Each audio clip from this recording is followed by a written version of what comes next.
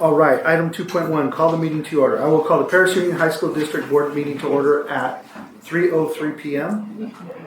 I'm going to ask for a roll call to determine the quorum. Trustee Campos. Here. Trustee Hall. Thank you. Here. Trustee Stafford. Here. Trustee Anaya. Here. Trustee Garcia. Here. We have established a quorum. Item 3.1, invitation to address the Board of Trustees on closed session items only. Are there any public comments? No public comments. All right.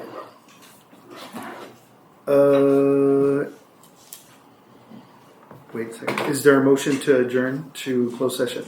So moved. Trustee Stafford. Who was the second? Trustee Campos. Thank you. Any discussion? See none, please vote.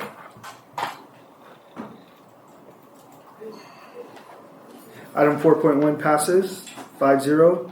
We are adjourning a closed session at 3:00. All right. Item 5.1, the regular board meeting of the Paris Union High School District is reconvening at 5:20 p.m. Please stand for the Pledge of Allegiance.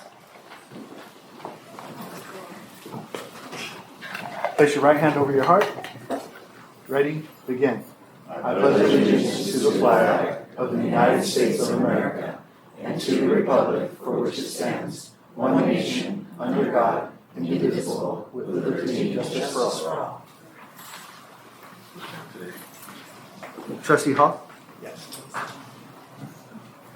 Good evening, everyone. This kind of goes inside with one of my trustees said it a couple meetings ago. But I just want to remember for a moment of silence, our students in our district that may be facing challenges, hardships, illness, or any loss, families going through a rough time during this time, need support. Our teachers or staff, custodians, all the hard work that you guys put into this year and prepping for next year.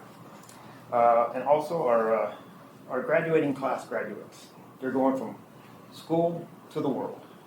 And I remember when I did all that, I probably was about 25 when I looked and I'm like, oh my gosh, I'm an adult now.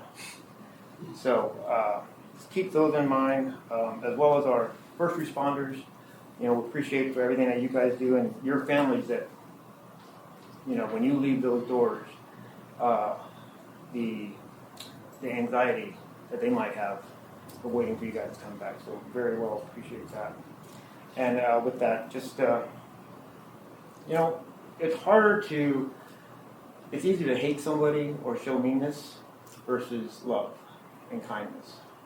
So take the time out and love someone more. Reach out to someone and just say, love you. Give them a hug. Again, I always say it, we're never promised tomorrow. So take this time, reflect, and let's end this year and start next year off really well. So thank you very much.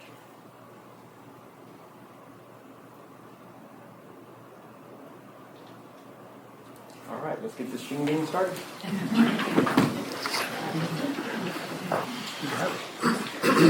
All right. Item 7.1, recess. The Board President will recess the meeting to conduct the regular board meeting of the California Military Institute Charter School. We are recessing the meeting at 5:23 p.m. to conduct the regular board meeting of the California Military Institute. And then if we could transition over to the regular board meeting, please.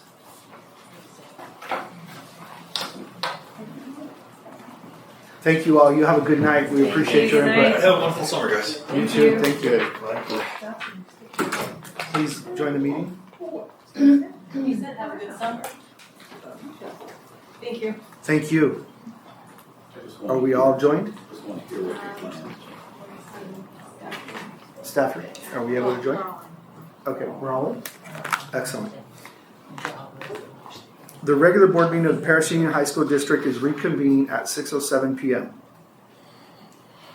Item 8.1, revision, adoption, ordering of agenda, June 17, 2026. Do I have a motion? So moved. Thank you, Trustee Hall. Is there a second? Second. Thank you, Trustee Stafford. Any discussion? See none, please vote. Hold on, I think I'm in the wrong.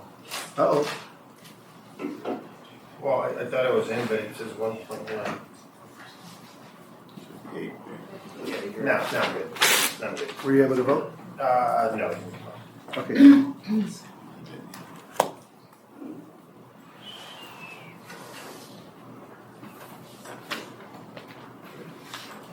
When you get the opportunity, please vote.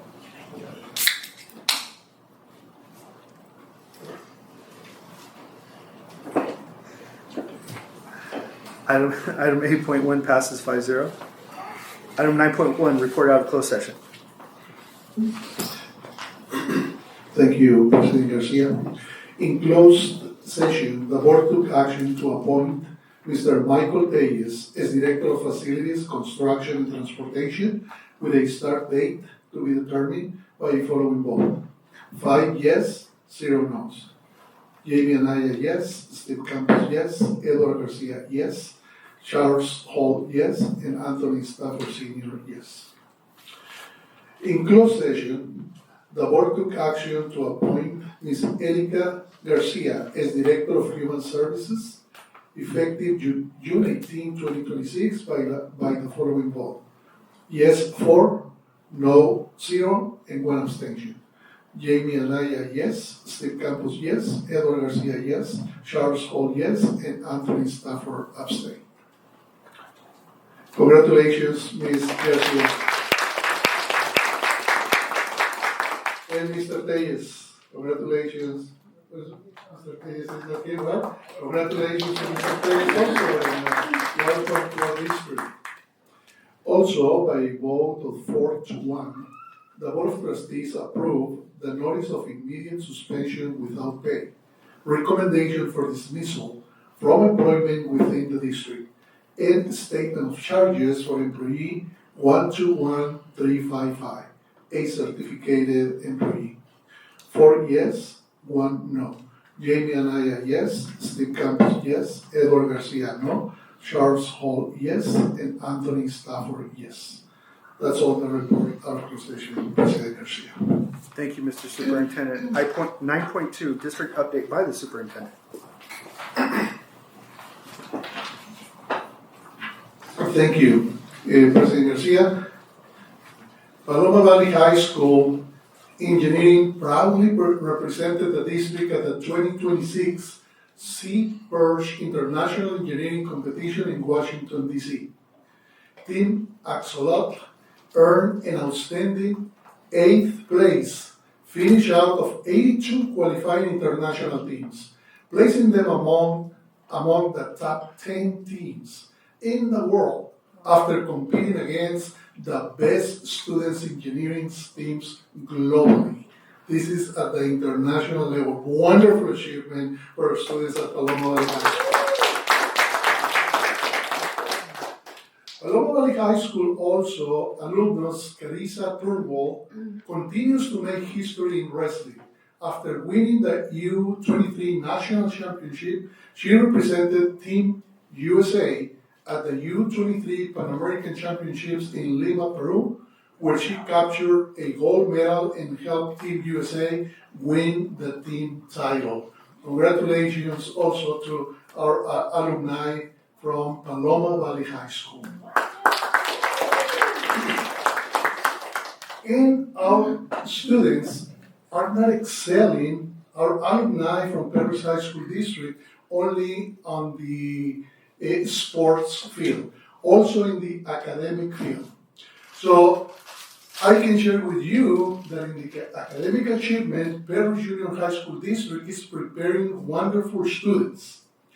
And a student, alumni from Perris High School, valedictorian, graduated as a valedictorian, defended her dissertation on May 26, obtaining the doctoral degree in educational administration. Congratulations to Dr. Marie Araux for achieving this accomplishment. Perris High School graduate. We have a success story. Here in our district, we have 1.43 million views and impressions of the wonderful things that are happening in our district. This has been a strong year advertising what you, our staff, are doing every single day for our students. 1.43 million plus combined views and impressions across Facebook, Instagram, and other social media. This represents over 1,300% increase. Wonderful news. Our community is getting to know the great accomplishments, the great things that are happening at Perris Union High School. Thank you to all of our staff for achieving this. And the last one, I was telling about Dr. Datsun. We are reducing the ADA gap. Now we are focusing on reducing the academic achievement gap. And we have 3 phases to achieve this. And how I said, this is a strategic, intentional approach. Phase 1 was last year, 24-25 school year, when we focused on improving safety. And we had at different schools, Perris High School, for example, 83.3% decrease in fights. At Paloma Valley was 60% increase, laser-focused strategic approach. Our students cannot learn, and our staff cannot teach if they don't feel safe. We continue during the 25-26 school year at a parallel level, continue to focus on safety, but the strategic, intentional approach was a little bit changed to attendance, ADA, and we are looking forward to that 93, probably 93 plus on ADA. And this is going to transfer not only into a benefit on the financial perspective, but also on the academic achievement, because we have a significant percent of students who are coming to school. They want to be in class. They have been in class. This is not only about recovering ADA. Students who were absent through the 3 different ways that the state allowed for this year to recover attendance is not only based on that. Attendance during this phase 2, including different programs. We have the CalGETSI program. We were focusing also on the Inland Online Academy, that you know, the success story that is part of those 1.43 million views. That we started the Inland Online Academy with 50 students. By the end of last semester, we had close to more than 100, and at the end of this year, we have 260 or 266 students. So CalGETSI, Inland Online, and the Mariachi program. Phase 3. Phase 3 is academic achievement. And at this time, we are focusing on the data. We need to get that data in order to analyze the magnitude of the issue that we have in our district. We are going to continue with safety, we are going to continue with attendance, we are going to continue with our wonderful programs, but now it's going to be a strategic approach on academic achievement. We are looking into the percentage, the percent of students who are graduating, high school graduation rates, A3E completion, percent of students in our dual enrollment program, percent of students taking AP classes, and the percent of students who are passing the AP classes with a 3 or better. This is going to translate into an analysis, not only overall in those percentages, but district-wide desegregated by the different demographic groups that we have: Hispanic, African American, Caucasian, Asian, special students with disabilities, foster youth, right? English learners. So how is every subgroup performing? And then make a decision. And not only at the district level, site level, at the site level, that is segregation. So we are going to be focusing on the academic achievement. This is phase 3. But phase 3 is going to be subdivided into parts. Part A is mathematics.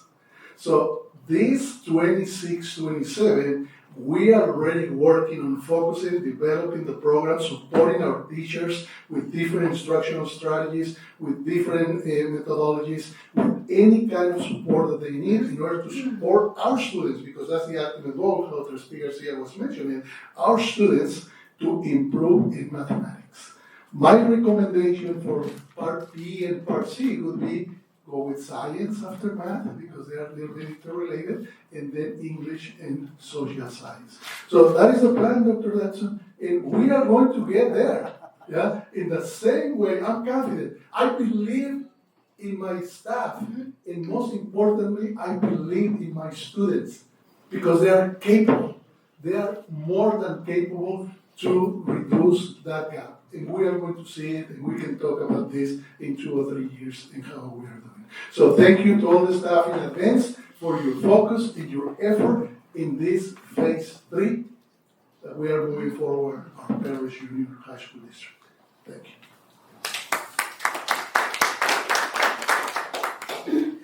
Item 9.3, PSCA President Jason Miller, not in attendance. 9.4, CSCA President Cynthia Navarro. Not in attendance. Thank you. 9.5, comments by the Board of Trustees. And we will start with Trustee Campos. Oh, wow. Just thank you to all the principals and staff members and the directors, all the admin. Just thank your staff while actually they're gone. But thank them next year when they return. I'm closing out this strong year, and hopefully they'll get rested and come back next year ready to roll. A lot of different things are going on, and so hopefully this will be a good summer to kind of recharge and take a look at all the new and exciting things that are kind of coming along. Because once we hit the ground in September or August, we're going to hit the ground running. So just thank you guys for all your hard work and have a blessed summer. And that's it. Thank you. Thank you. Trustee Hall. Yeah, just what Mr. Campos was saying. You know, we thank you for all your hard work for getting up early, staying late, doing those Saturday stuff. Appreciate all the the hard work that we're putting into next year. We got the construction coming in. I'm really excited to see that. Just a new program. And it's not possible without you guys thinking outside the box. So we really appreciate everything that you guys are doing. So thank you so much. Thank you. Trustee Stafford. These graduations were hot. Just plain hot. Except for the pals at Heritage. Nice and adorable. But I went to 5 of them and they all went well. Graduations always have their ups and downs, little things that happen, but overall they were really great graduations. It was a pleasure to be there. Thank you for having me. I look forward to next year, and just want to wish the students that just left good luck to you. And I must have said that 500 times. And just thank you for being the people you are. Thank you, Trustee Stafford. Trustee Anaya. Well, Mr. Stafford, I made 6, so. I thank you for hosting us in the graduations again. It was a pleasure to be there, and I love the graduations. I love the turning of the tassels. It's a very beautiful sight to see. So I appreciate everyone's hard work and enjoy your summer. Thank you. I too want to say thank you for all your hard work. This year was kind of different for me for the graduations. It was very emotional, and I'm not really an emotional person. There was a young lady, I'm not going to say what school because now I know you're all going to be like, which one? But out of the blue, she came up and gave me a hug. Like, she was so excited, she hugged me. I'm like, I'm a stranger to you and you're hugging me. Are you supposed to stay away from strangers? But she was so in that hug, nothing existed except that hug. And it just captured my heart, and I was like, this is why we do this. This is exactly why we're doing this, because we believe in our future. We believe in these students. We believe in the community. And we definitely believe in you guys, because you guys are giving these kids the tools they need to succeed. So that's very inspirational for me, and I appreciate you all for every single thing you're doing. And that goes even to the Board of Education. We're over here, we're being checks and balances, and because of the decisions we're all making, these kids get to thrive. And that's just amazing. The graduations, I think they went really well. We heard about the 911 calls. We can't do anything about the sun. We love the sun. We need the sun. But I don't know how we do the planning. But just food for thought doesn't mean it has to happen because I'm talking about it. It's just we should every year assess what went wrong and what went really well. So, I heard one of the things that people say, oh, well, we could have put the time later so it was cooler. Some people say we could have put the time sooner so we could get home sooner. Then I'm like, well, you win some, you lose some. Then you're talking about people passing out. You guys are the experts. We trust you. And we of course, we need your input, and you guys will connect with the right people. What I did not get to say was, I hope you all have an amazing summer and enjoy your families, enjoy your time. I know we're still busy, but please get some relaxation in. You guys are amazing, and we don't want you to get all exhausted when we come back in the new year. But You guys are amazing, everybody. Thank you. And then we are going to move on.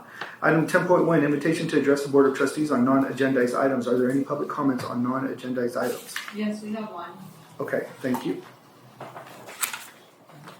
Individual speakers shall be allowed 3 minutes to address the board on each agenda or non-agenda item. The board shall limit the total time for public input on each item to 20 minutes with the board consent. The president may increase or decrease the time allowed for public presentation depending on the topic and the number of persons wishing to be heard. In addition, the president may take a poll of speakers for or against a particular issue and may ask that the additional person speak only if they have something new to add. Now, Ms. Steinbeck, you've heard my spill. The same rules apply. No problem there. Thank you.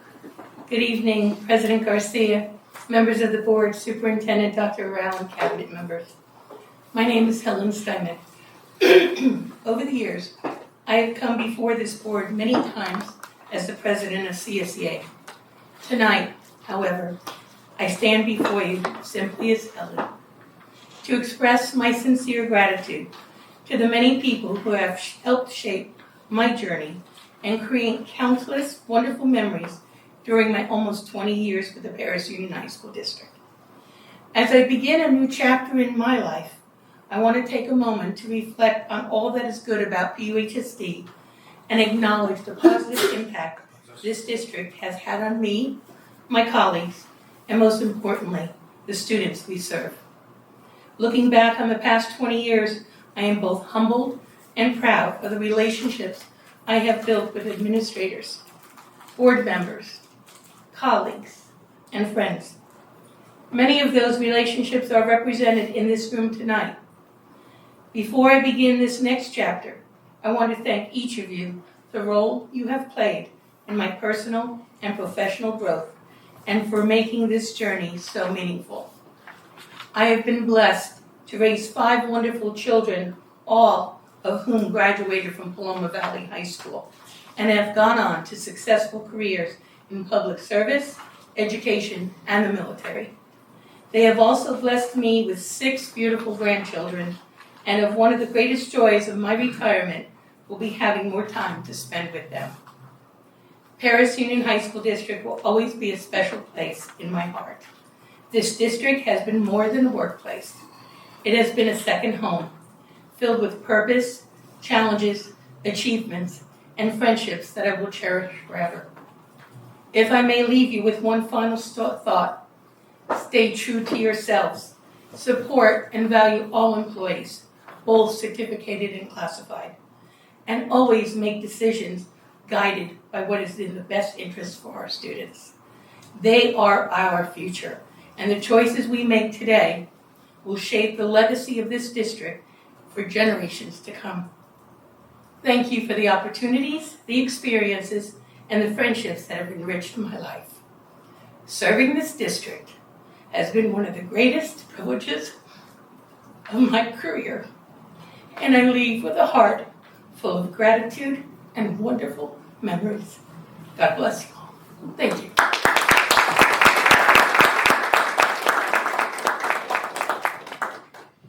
Thank you very much. Item 11.1, Building and Grounds. Public hearing regards adoption of resolution number 3525-26 of the Governing Board of the Paris Union High School District approving a change in Level 1 statutory school facility fees imposed on residential and commercial industrial construction pursuant to Education Code Section 17620 and Government Code Section 65995. Do I have a motion? So moved. Thank you, Trustee Hall. Is there a second? Second. Thank you, Trustee Anaya. Any discussion? The public hearing to receive comments regarding the adoption of resolution number 3525-26 approving a change in Level 1 statutory school facility fees imposed on residential and commercial industrial construction pursuant to Education Code Section 17620 and Government Code Section 65995 is now open at 6:28 p.m. I would like to invite Mr. Doug Floyd of Koppel and Gruber, is that right? Yes.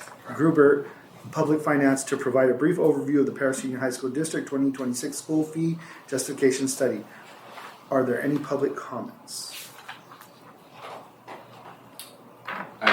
I don't know if there's public comments, but I'm here You're to introduce the discussion. Good evening, Board President Garcia, board members, Dr. Rao, Cabinet. I'm here with Javier Anguiano. He's with my firm as well.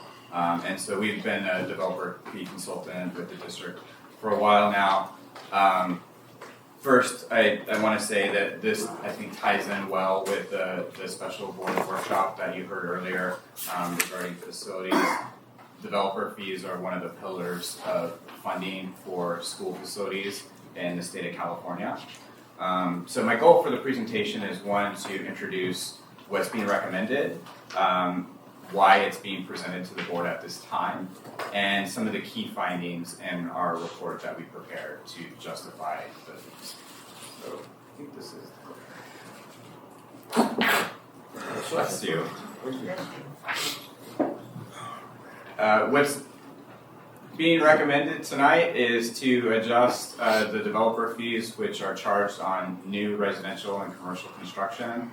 The district's somewhat unique, and there's two sets of rates, and that is based on the location in the district and the different grade levels that the Paris Elementary School District, so that's what PUHSD stands for, and then other areas in the district where the elementary schools serve TK through 8, and the high school district serves high school facilities in those areas. So two sets of rates, but they are proposed for an increase.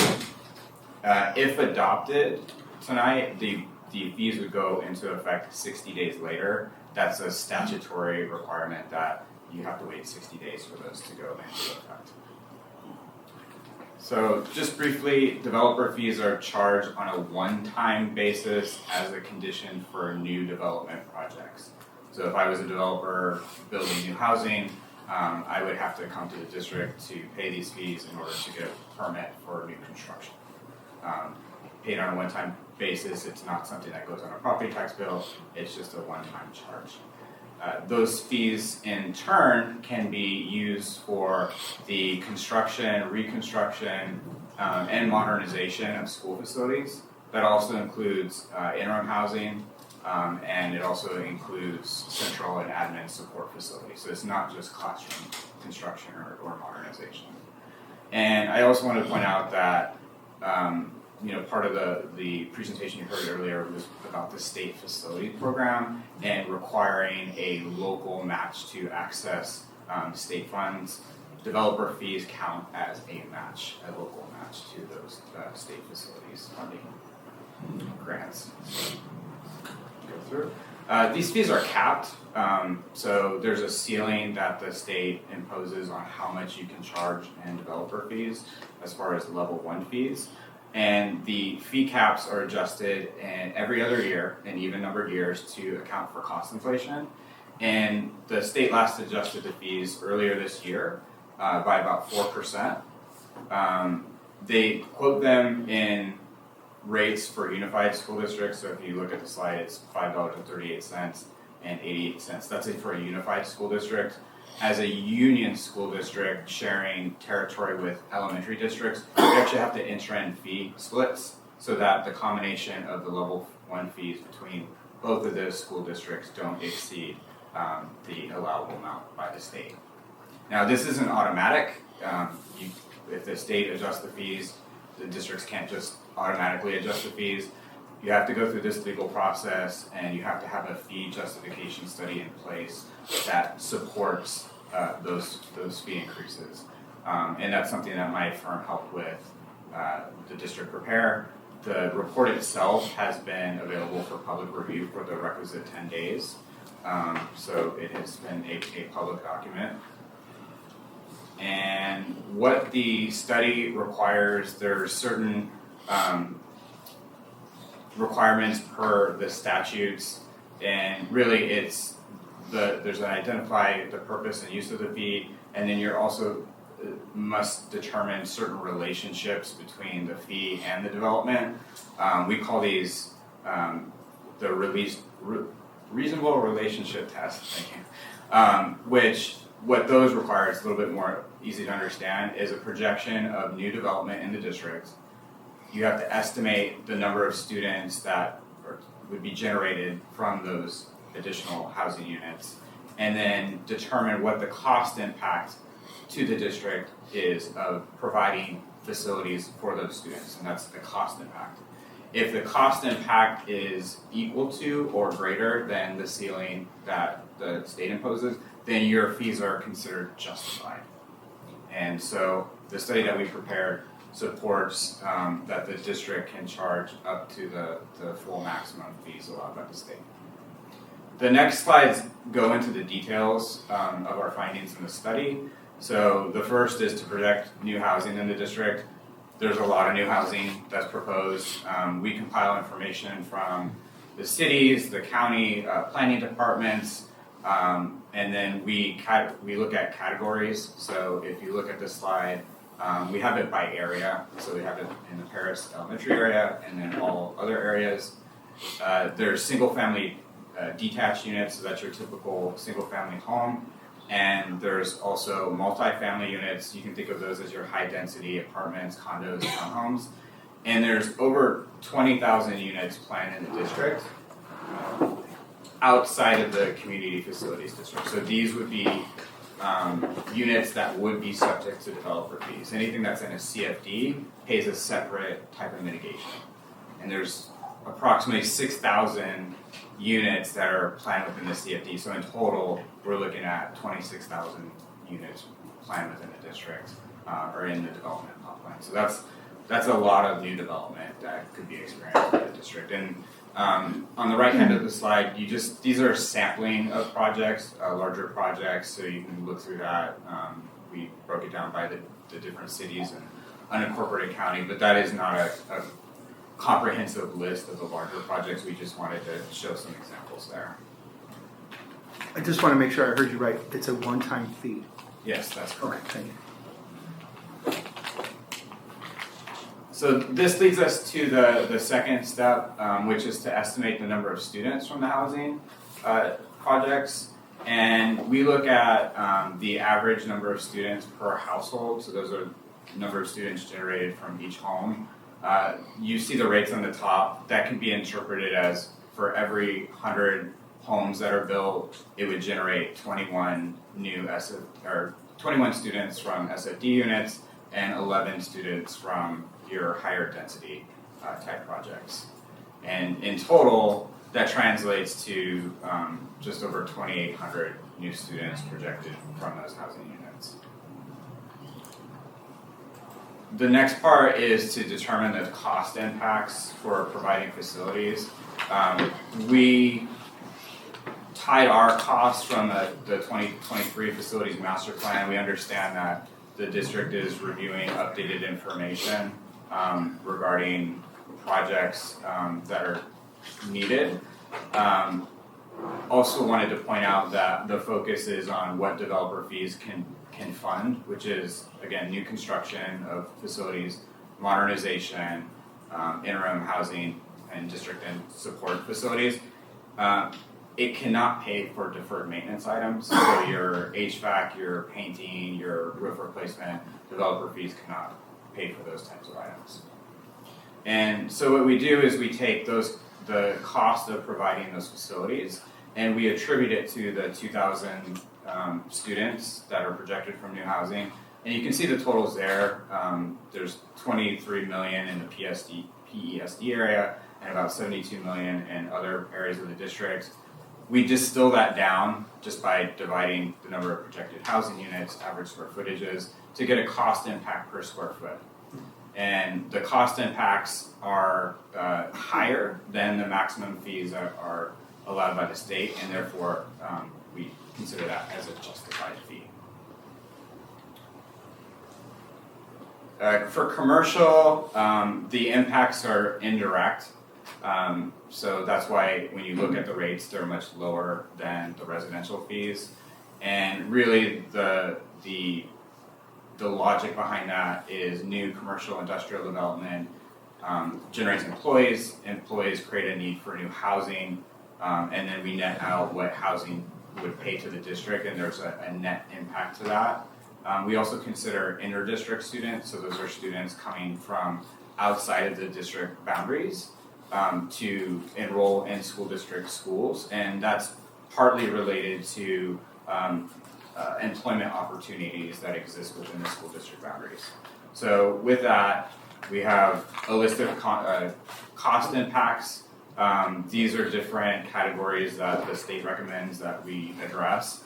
And so you can see every one of those categories is justified at the full amount except for rental self-storage, which is always very difficult to justify the full amount. The reason why is if you get a rental self-storage facility, you usually have 1, maybe 2 employees for a lot of square footage.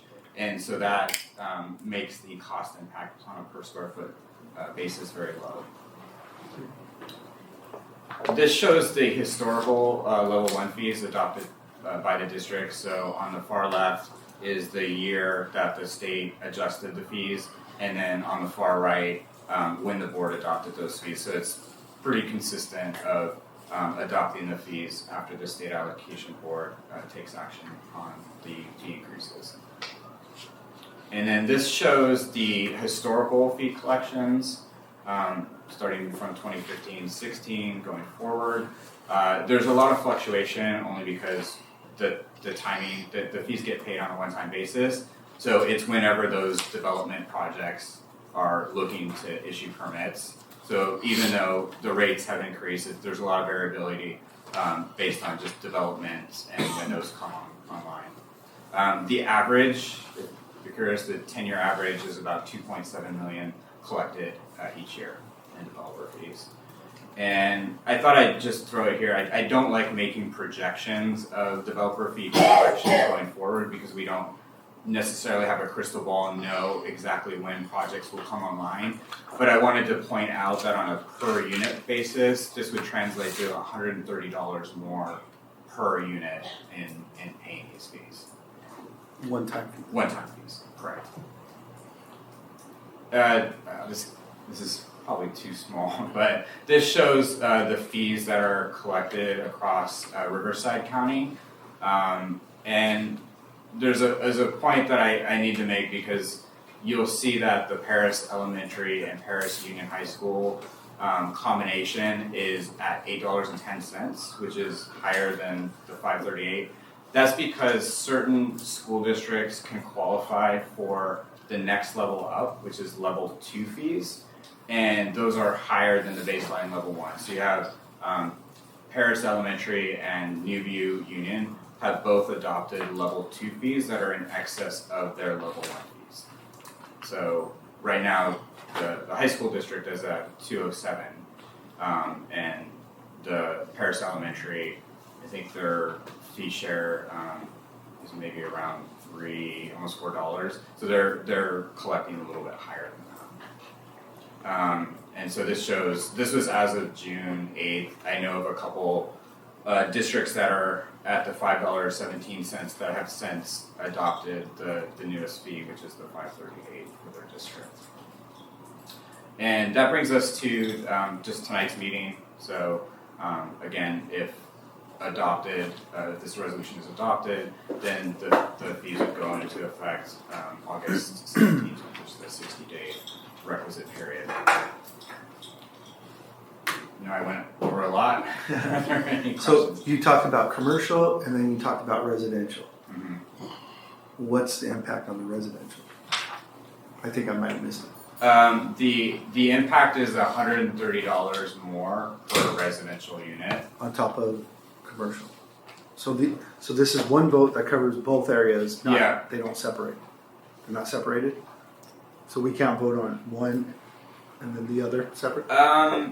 You could make that as part of the board action is to amend or take note of the resolution that you want to increase residential but keep commercial the same. That's certainly an action that you can take, but you have to make that in the motion to adopt the resolution. And I think we've had one district consider that. So what the fee justification study that we prepared allows you to adopt up to the amount that's presented. So the rates in the first slide, I can go back. So we can make an amendment in any direction. Yeah, I mean, you could vote to freeze, say the residential fees where they're at, and increase the commercial fees to the Now new. you're talking my language. Yeah. Any more questions or comments from the Board of Trustees? I keep asking the same question over and over, and that's the seniors, some relief for the seniors. I need some help on this. Like I've talked about it, but I never get any traction. The seniors are paying the same rate as anyone else. I'm Area 2, trustee from Area 2. We're which would be part of Menifee. Not that that makes a difference. We were Sun City. So our tax rate is lower, which that's what was attractive about moving out here, one thing. But they don't seem to consider even a percentage break on the tax rate for the seniors. Well, Or on the bond, or what they pay into the school districts. I'm not looking for a whole lot, but coming from back east, knowing what happens to cities, what happened in the past, it's very concerning that we're taxing our seniors out of their houses. Now, that housing is particularly for seniors. I live in the family area above. But still, we're raising their prices. Well, to be clear, this isn't a tax. It's a one-time fee that's charged if constructing a new development project. And I will say that for qualified senior housing and developer fees, they do offer a discount, which means that any new senior housing that meets certain criteria is charged at the lower commercial rate rather than the full residential rate. Okay. So there is some relief if you're building a developer building a new qualified age-restricted housing unit. Well, they're still battling over what they're going to do with those golf courses, so I don't know. I can't help you there. They closed them down. They're sitting empty, but it's a little concerning. So, okay. Just a follow-up question on what trustee Stafford asked. You mentioned a few minutes ago about another district in your experience that you knew something. In your experience, do you know if any district has that option at the district level that seniors, in the same way, let's say, that we have students low socioeconomic level that we used to do before, right? To have a free and reduced meal discounts for AP courses. Can the district make that kind of a system, or do you know any district doing that?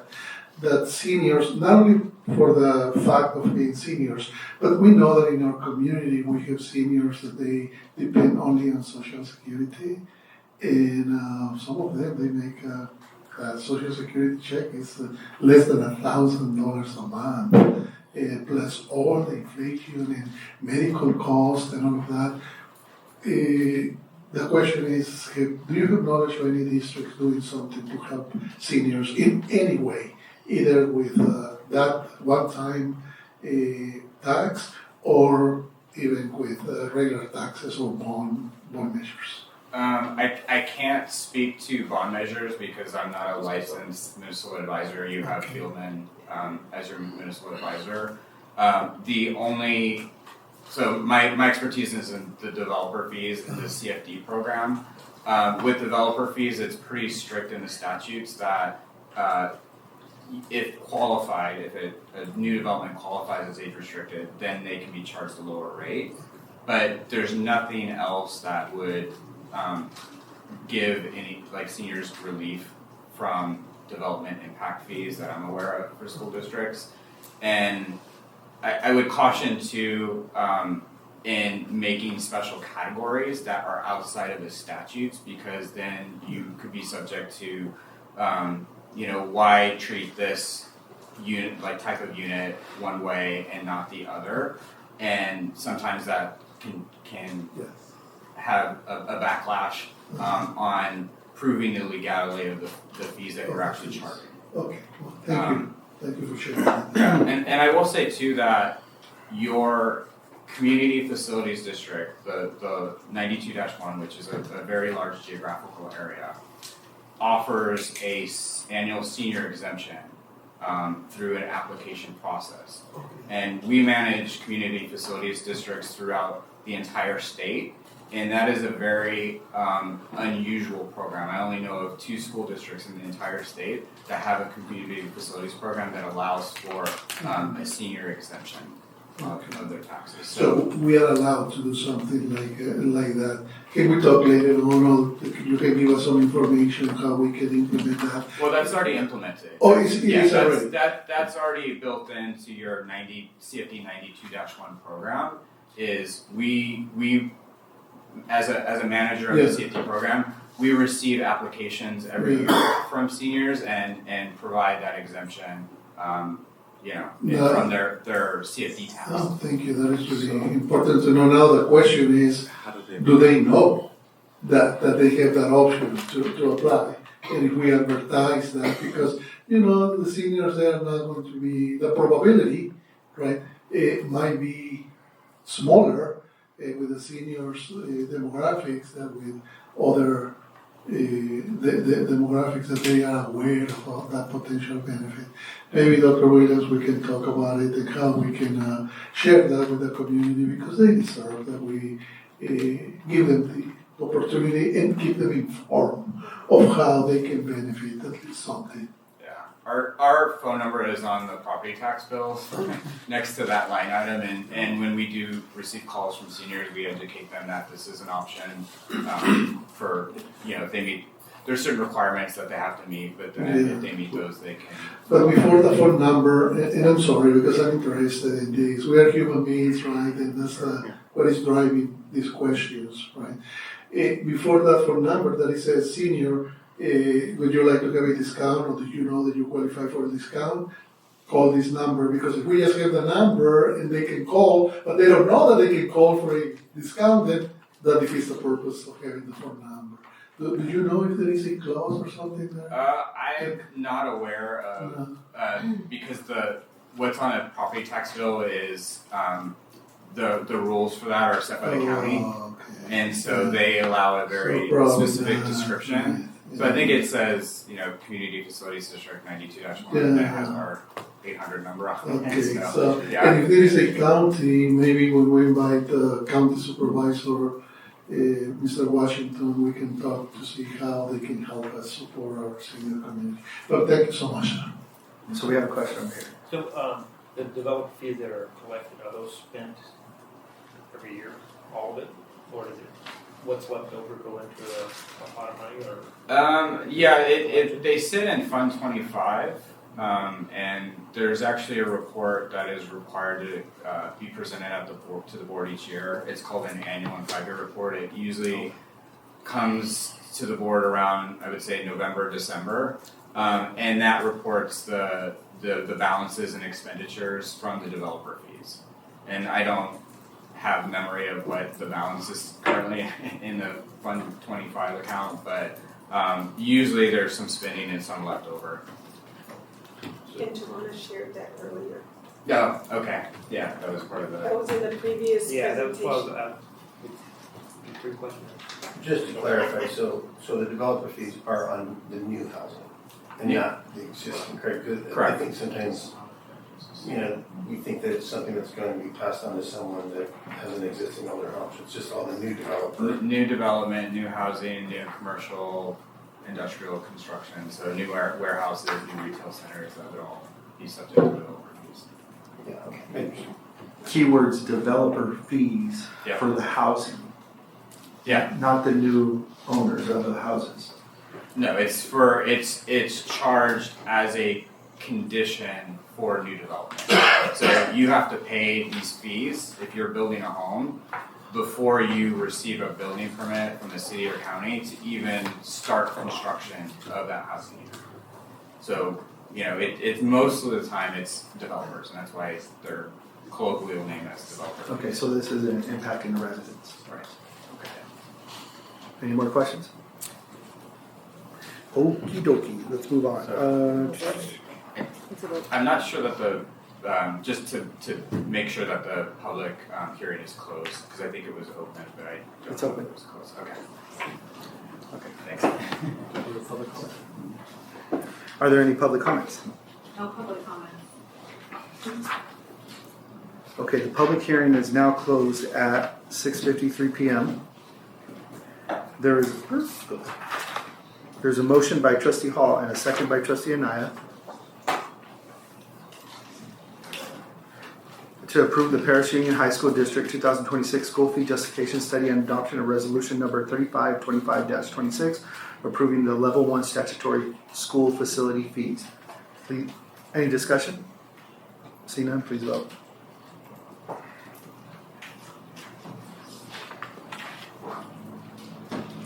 Item 11.1 passes 5-0.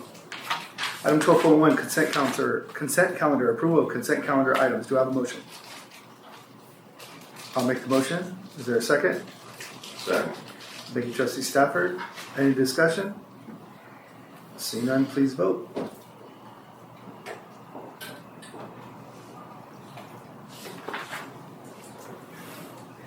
Item 12.1 passes 5-0. Written reports, 14.1 discipline, May 2026, monthly suspension and expulsion report. Action items, 15.1, resolution number 4525-26, order of election. Do I have a motion? So moved. Thank you, Trustee Anaya. Is there a second? Second. Thank you, Trustee Stafford. Any discussion? See none, please vote.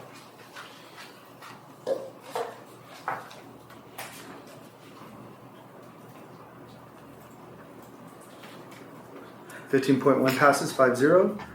15.2, resolution number 4225-26, resolution recognizing fallen heroes who attended district schools. Do I have a motion?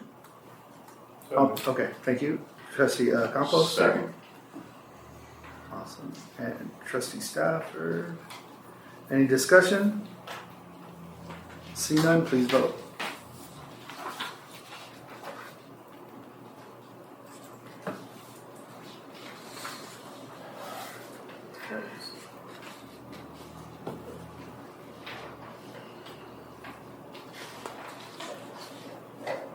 Are we frozen? Oh, here we go. Here we go. 15.2 passes 5-0. 15.3, general functions 2026-27 designation of California Interscholastic Federation representatives to lead. Do I have a motion? So moved. Was it Trustee Hall? Thank you. Is there a second? Second. Thank you, Trustee Anaya. Any discussion? This is a public meeting? No. It's an action item. 15.3, right? 15.3.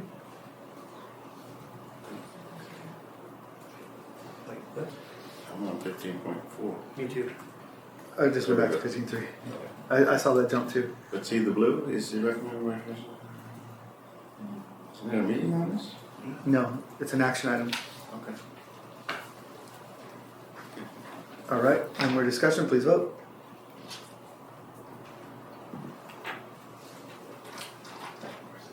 (15.3) passes 5-0. 15.4, approval of memorandum of understanding between the Paris Union High School District and California School Employees Association and its chapter Paris Valley 469 regarding a new job classification paraeducator bilingual. Do I have a motion? I'll make the motion. Is there a second? Second. Thank you, Trustee Stafford. Any discussion? See none, please vote.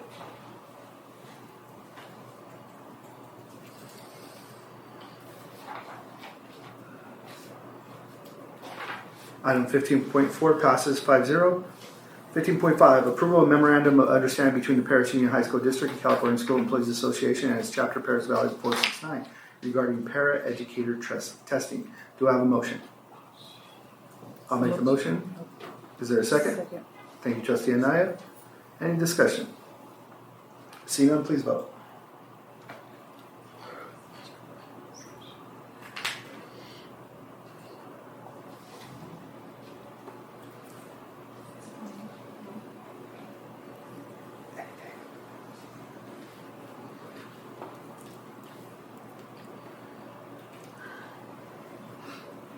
technology.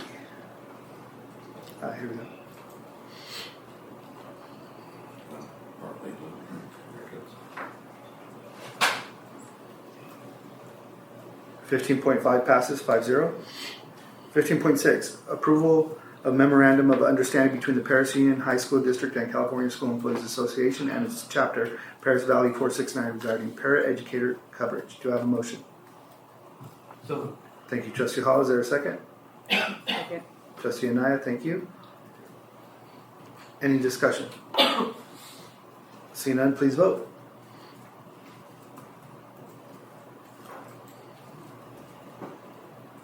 Item 15.6 passes 5-0.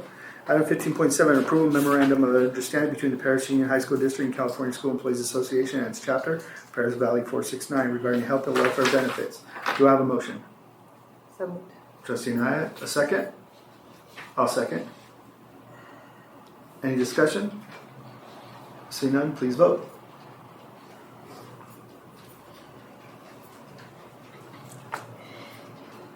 Oops.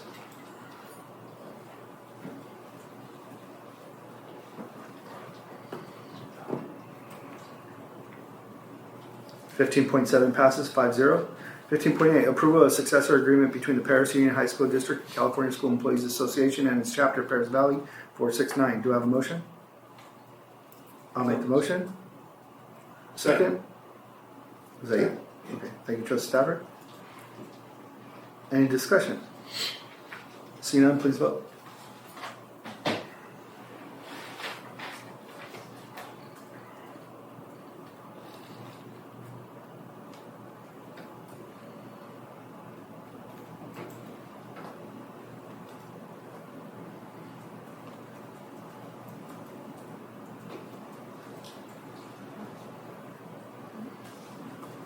$15.8 passes 5-0.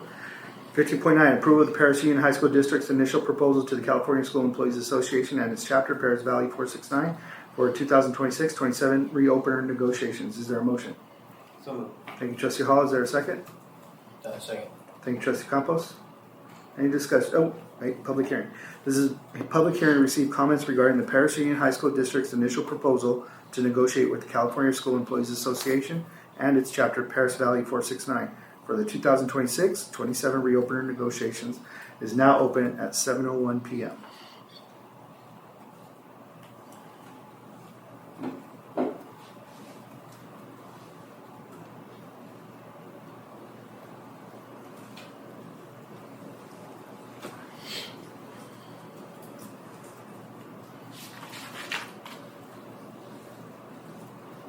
Oh, my bad. Are there any public comments? On public comment.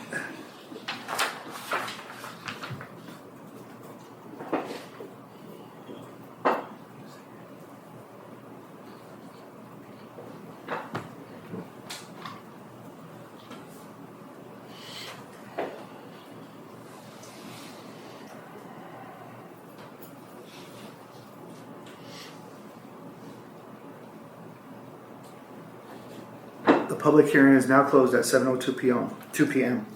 There is a motion made by Trustee Hall and a second by Trustee Campos to accept the Paris Union High School District's initial proposal to negotiate with California School Employees Association and its chapter, Paris Valley 469. Is there any discussion? See none, please vote.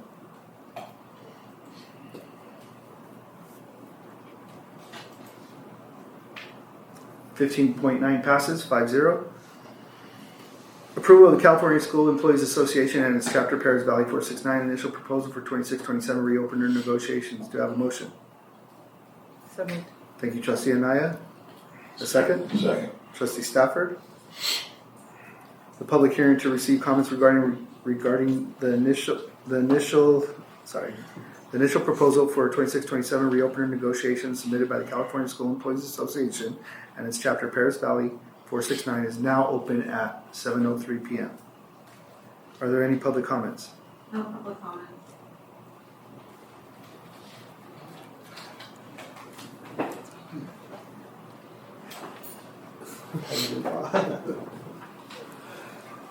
We should start putting these at the beginning. 4 or 5 seconds. Yeah. Is there a pause? wait a moment.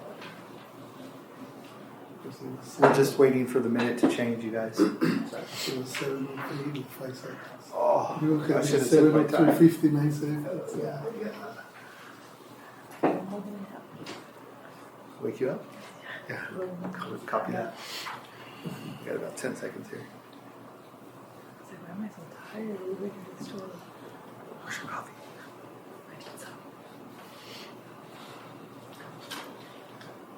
The public hearing is now closed at 7:04 p.m. There is a motion by Trustee Anaya and a second by Trustee Stafford to accept the California School Employees Association and its chapter Paris Valley 469 initial proposal for 26-27 reopener negotiations with the Paris Union High School District. Any discussion? See none, please vote. 15.10 passes 5-0. 1511, approve the revised job description title change from Special Education Administrator to Program Administrator Pathways for Adult Life Skills and authorization to recruit. Do I have a motion? So moved. Trustee Anaya, is there a second? Second. Thank you, Trustee Stafford. Any discussion? See none, please vote.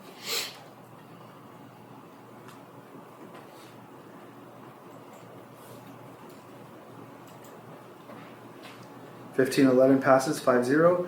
1512, approval of revised job description and title change from Director of Online Learning and ADA Recovery to Director of Educational Services and authorization to recruit.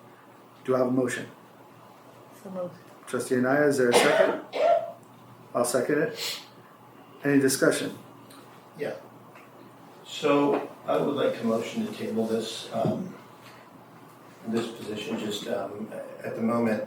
I know that we've been given some statistical data, and with the data that I've seen and kind of the job description and with other things going on organizationally, I just think we need a little more discussion to. So if I could circle back. Okay, so we do have a second, and you would like to make an amendment, correct? Correct. So can you say your amendment, and then we can move to first and Motion to second, table. and then what we'll do is go to discussion at that point. Motion to table. Okay, so you're making a motion to table Correct. by Trustee Campos. Is there a second to table? Second. Trustee Hall, thank you. Sorry, I'm filling this out. Now we could go to discussion, Mr. Campos. Yeah, I just think with some of the structural organization that's going on, I think there's just a little bit more discussion that I would like to see, via a workshop to discuss other positions as well. With the information and some of the data that we were presented for this particular position at this point, I don't see the justification for the job creation for the director position, but obviously that's why I'd like to have to have a workshop and then we can discuss more. Any more discussion? Yeah, looking at the chart, organizational chart, it just looks like will be overlap. So, Sorry, Trustee Hall, can you use your microphone? with the information that we got just recently, I think we do need a workshop to go over everything, to justify everything that's going to be put into this position, because I feel that there's a lot of overlap. You're saying a whole workshop for one position? Any workshop could be for an hour. What? But You said this position, that's what I'm I'm asking. going to make an educated, vote, yeah. Just for one position, that's Workshop, okay. Any more discussion? Just to clarify, this position has already been approved, right? And we're just revising it? Okay. I'm just gonna publicly say something, in the future, I would like, whenever we do bring a new position open, to the table, if we can have, a lot more information, a workshop, for future, going forward. If I would like to see that as well. But this has already been approved from my understanding. Right? if something's been approved, is it possible for, let's say, it was approved by 4-1, and one of those college that voted to approve it, can they bring it back up to come back and re-vote on it because of new information. So, once the vote has taken, if the board wants to, at a future date, look at the position. Excuse me, can you come to the microphone, please? Thank you. Point of order. So once the position is Turn the approved, microphone huh? on. Is it on? Yeah, it's on. You want me to get closer? Yes. Once the position is approved, then we have the option to go recruit for it or it's in the books. The only option for that position would be for the board to bring it back and eliminate that job description.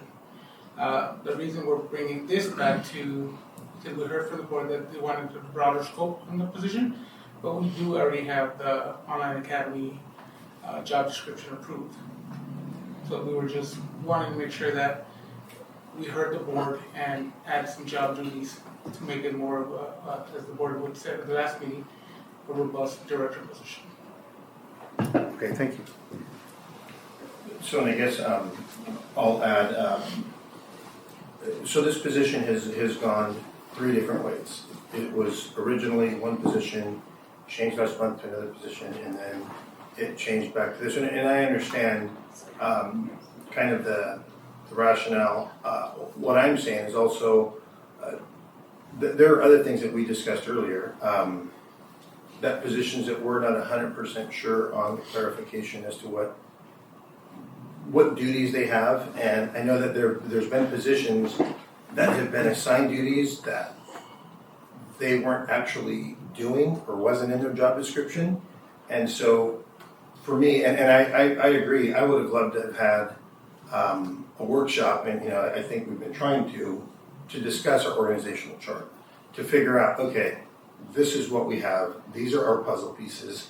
If we have a question as to, this position is created over here, and it has this title and these duties on it, but on the chart, there's another job that has those duties as well, but then we find out that, well, they had those duties in name only, they weren't in the job description, therefore we're creating director positions without filling in and closing the gaps. And so what I'm asking is not necessarily, although I agree with Mr. Hall that if we did, if it was for one, it would be important because we want to make sure that we're managing our money in a financial way that's like benefiting students. And so this one, with the other things going on, I still, and I know we've gotten some of the statistical data, we've been given new information today that, a title that someone had isn't in their job description.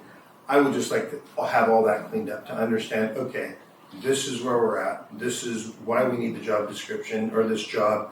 These are the things that we need from it. And then that we're not overlapping because there is overlap. Now the question is that overlap in job descriptions, or not? And we don't know unless we have a discussion with other positions just to kind of understand, hey, this person, it says this in their title and this is what they're responsible for. Is that the case? Because in some of that, they should have these responsibilities that are built into this job. And so I would like to make a comment in regards to workshop. I think we could address this in closed session and address the matter and not create a whole time of everybody's resources and time for a workshop. A workshop is going to consist of a lot and everyone's time, pulling them away from the daily tasks and responsibility. I hear what you're saying. I like what you're saying, but I think we could limit that from a workshop to more of something in closed session. So, because we can't make enough time. 2 things.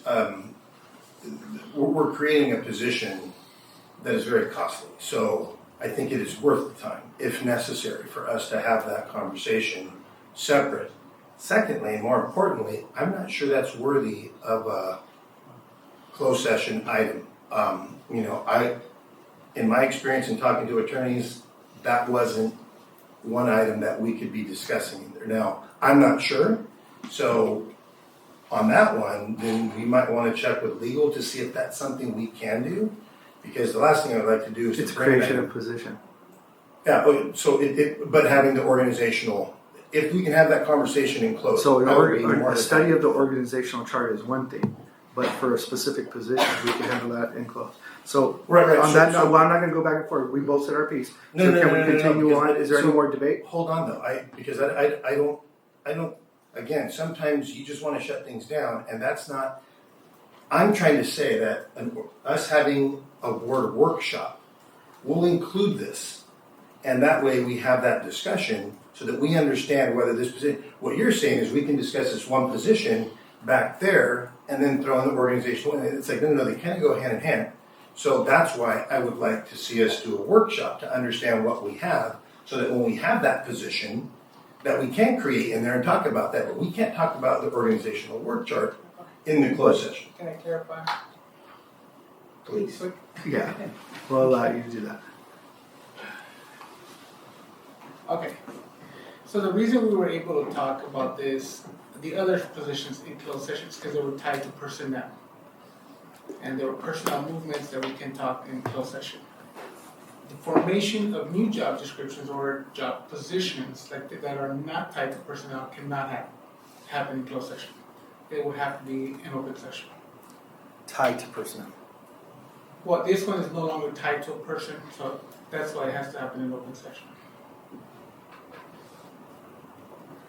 So I think I think a workshop is good. It is any maybe director and up, or like any high salary position, we can have a workshop and we can discuss why we need it and what's worked, what hasn't worked, and that way it gives you guys a little homework to do too, and then we can have a lot more understanding on the work that went behind your thought process, and then we can just move forward from there. And I do want to remind the board that we did have that type of workshop for the one that was approved in April, because they were tied to personnel items. We had, it was about an hour discussion on it. But yes, if the board requires or desires to have like a workshop, we just have to figure that out, whether it's going to be a special board meeting, how that's going to work. But that's up to the board. We may have had one before, but when you bring in a new position with it covering stuff that other directors and positions are doing already, it kind of raises, I want to know.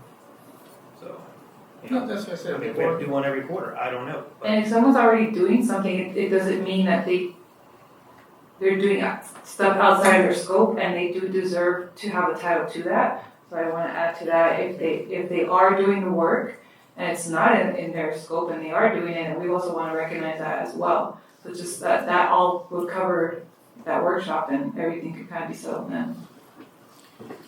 I mean, I think, ultimately what we want, so we understand, obviously if you're trying to create a position, there's a need. With the information I've been given, I don't feel comfortable that need has been justified based on the minimal conversations we've had. And so that's what I'm saying, once we have a really good understanding of, hey, this person does this, and then everything kind of shifts, and it's like, oh, we really do need that. And maybe we add to that position, or because this person is doing this, we realize, well, we actually need this as well. This is lacking. Because otherwise, if we don't, then we might create a position for that one thing that's lacking. And it's just like, well, okay, well, this is lacking, but they're sharing this, so let's slide it into there. And then at least for me, I have an awareness of, okay, justifiable expense. If it were, a one-time deal, whatever, I get it. But we're looking at a director position. It's going to be ongoing. I mean, I know we can remove it and do all that stuff, but I want to avoid all that if possible. Yeah, not like I said, if the board wishes to have a workshop on new positions, just let us know. Because it's this one and the next one's also a new position, so if that's the difference, we can use both and present on a workshop, but that's up to the board. Okay, we have a first by Trustee Campos and a second by Trustee Hall. And do you want to read the language?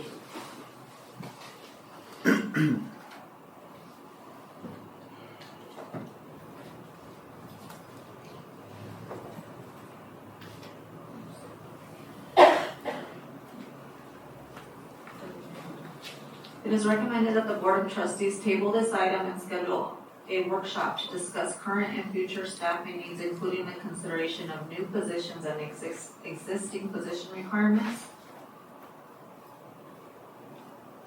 Is that okay? Okay, please vote. So to clarify, just so everybody's clear, a vote of yes is in favor to table and have the workshop. A vote of no is to say no, we don't need a workshop, and then it reverts back to the original. Yes. Even if we say no on this one, we can have if we vote yes on this one, we can have a future workshop, right? This is not just shutting down workshop at all. Correct. This is just Correct. for this one. It's a specific workshop.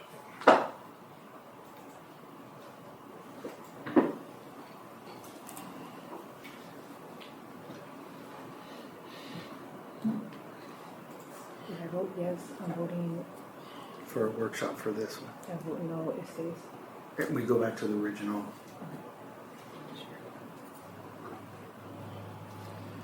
Item 15.12 passes, 3 in favor, 2 nays. So you will get a workshop on this 12.12 or 15.12 for the description and title change from Director of Online Learning and ADA Recovery to Director of Educational Services and Authorizations to Recruit. 15.13 Personnel, approval of new job description for Program Administrator, Visual and Performing Arts, VAPA, Education and Authorization to Recruit. Do I have a motion? So Is there a second? Second. Any discussion? So is this the same as another new position? Maybe we can put the workshops together? He didn't make an amendment, so now it's Okay, just about one job description, not all of them. I see. Okay, please vote.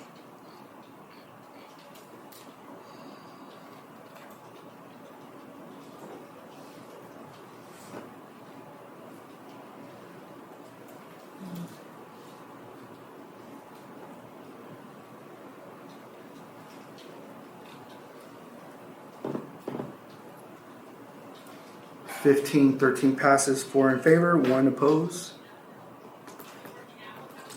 15-14 short-term assignment technology support. Do I have a motion? So moved. Trustee Hall, is there a second? Second. Trustee Stafford, thank you. Any discussion? Please vote.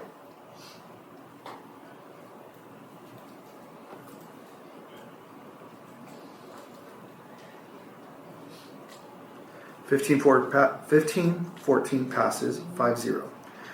Student physical education exemptions for the 25-26 school year. Do I have a motion? So moved. Thank you, Trustee Stafford. second. Thank you, Trustee Hall. Or Campos. Oh, I'm so sorry. Don't ever repeat that. Any discussion? I feel horrible. I'm sorry about that. Just the way you sounded. I apologize.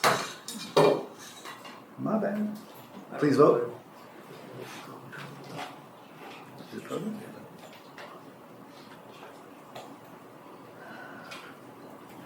I'm under discussion, so. Yours is running slow? Okay. You might have an issue. I think it just went through. Did you say it's working? I think it just went, well, it's gonna go through. It barely took my vote. Oh, here we go. You guys up. 15-15 passes 5-0. 15-16 local control accountability plan and annual update for 26-27. Do I have a motion?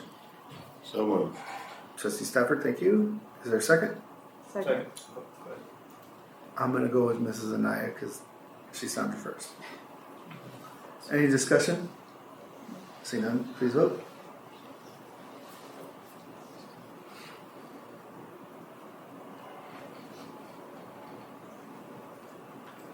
Are we doing it again?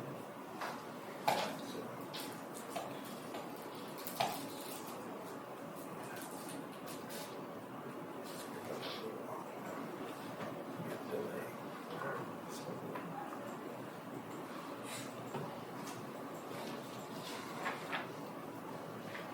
15-16 passes 5-0. 15-17 adoption of the 26-27 district budget and resolution number 4325-26 resolution of the Board of Trustees of the Paris Union High School District designating certain general funds as a committed fund balance. Do I have a motion?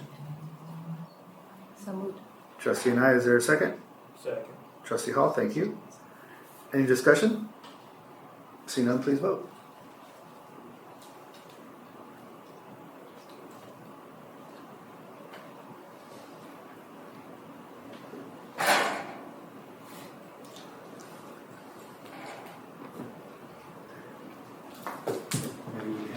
the new servers to be a little faster. Going slow. It's very slow.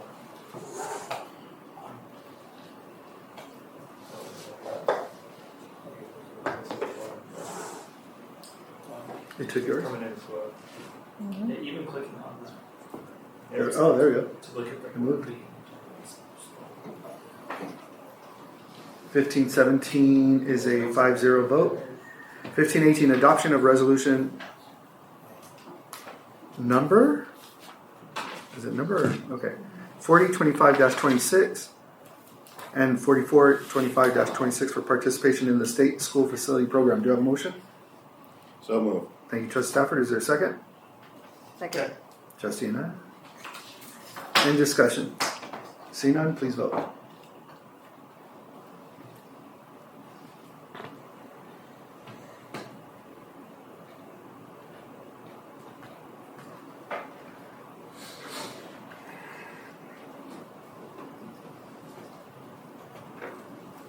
I think the slowness is the website, because even when we try to load the agenda, it's loading really slow. We should send them an email. Yeah, there we go. Go our first website to first side. No problem. 15-8 passes, 5-0. 15-19, adoption of resolution number 3925-26, authorizing filing of applications for state allocation board administrator career technical education facilities program and acknowledging 5-year school facilities master plan requirements. Do I have a motion? So moved. Thank you, Trustee Stafford. Was that Trustee Hall this time? Commerce. Y'all playing tricks on me now.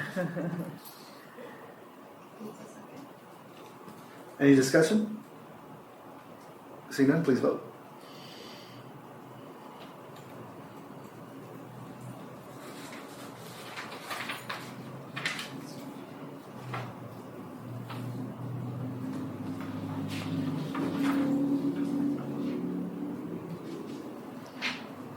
I say we all send this company an email because 1519 is a 5-0 vote. 1520, adoption resolution number 4125-26, acknowledging 6 certifications required to submit modernization funding applications to the Office of Public School Construction. Do I have a motion? I'll make the motion. Is there a second? Second. Any discussion? See none, please vote.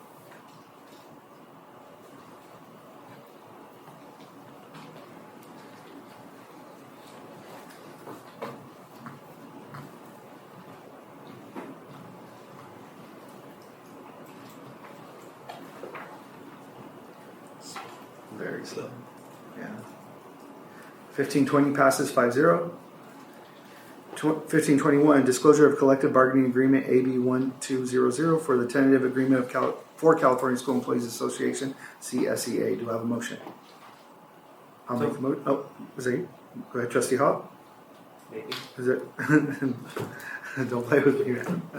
Is there a second? Second. Okay, it is Trustee and I? Okay. Any discussion? Please vote. Oh, now we're moving. 1521 passes 5-0. 1522, authorization for purchase orders above $50,000, June 2026. Do I have a motion? So moved. Trustee Stafford, is there a second? Second. Trustee Hall? Okay, just checking. Thank you. Please, or any discussion? Please vote.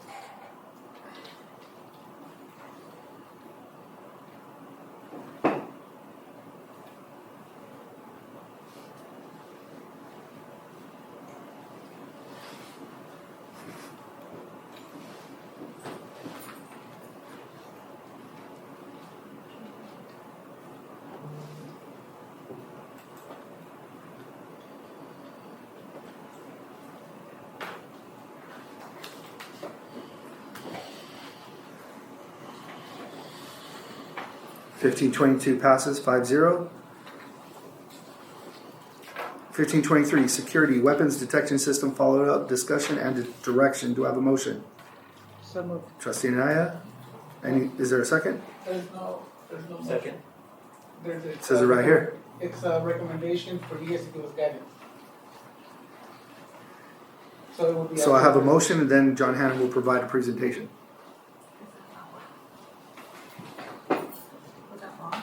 It's they have to give us direction, so what's the motion, what direction? What is it? Well, we still have to do a motion before we do a presentation, right? No, we can do a presentation, and then you guys can motion. Well, we already have it first, so I'm just gonna complete the cycle we started, and then what we'll do is after the second, we'll go to like discussion. Are you okay with that? But what's the motion? Yeah, the word. Weapons detection system, follow-up discussion and direction. Do I have a motion?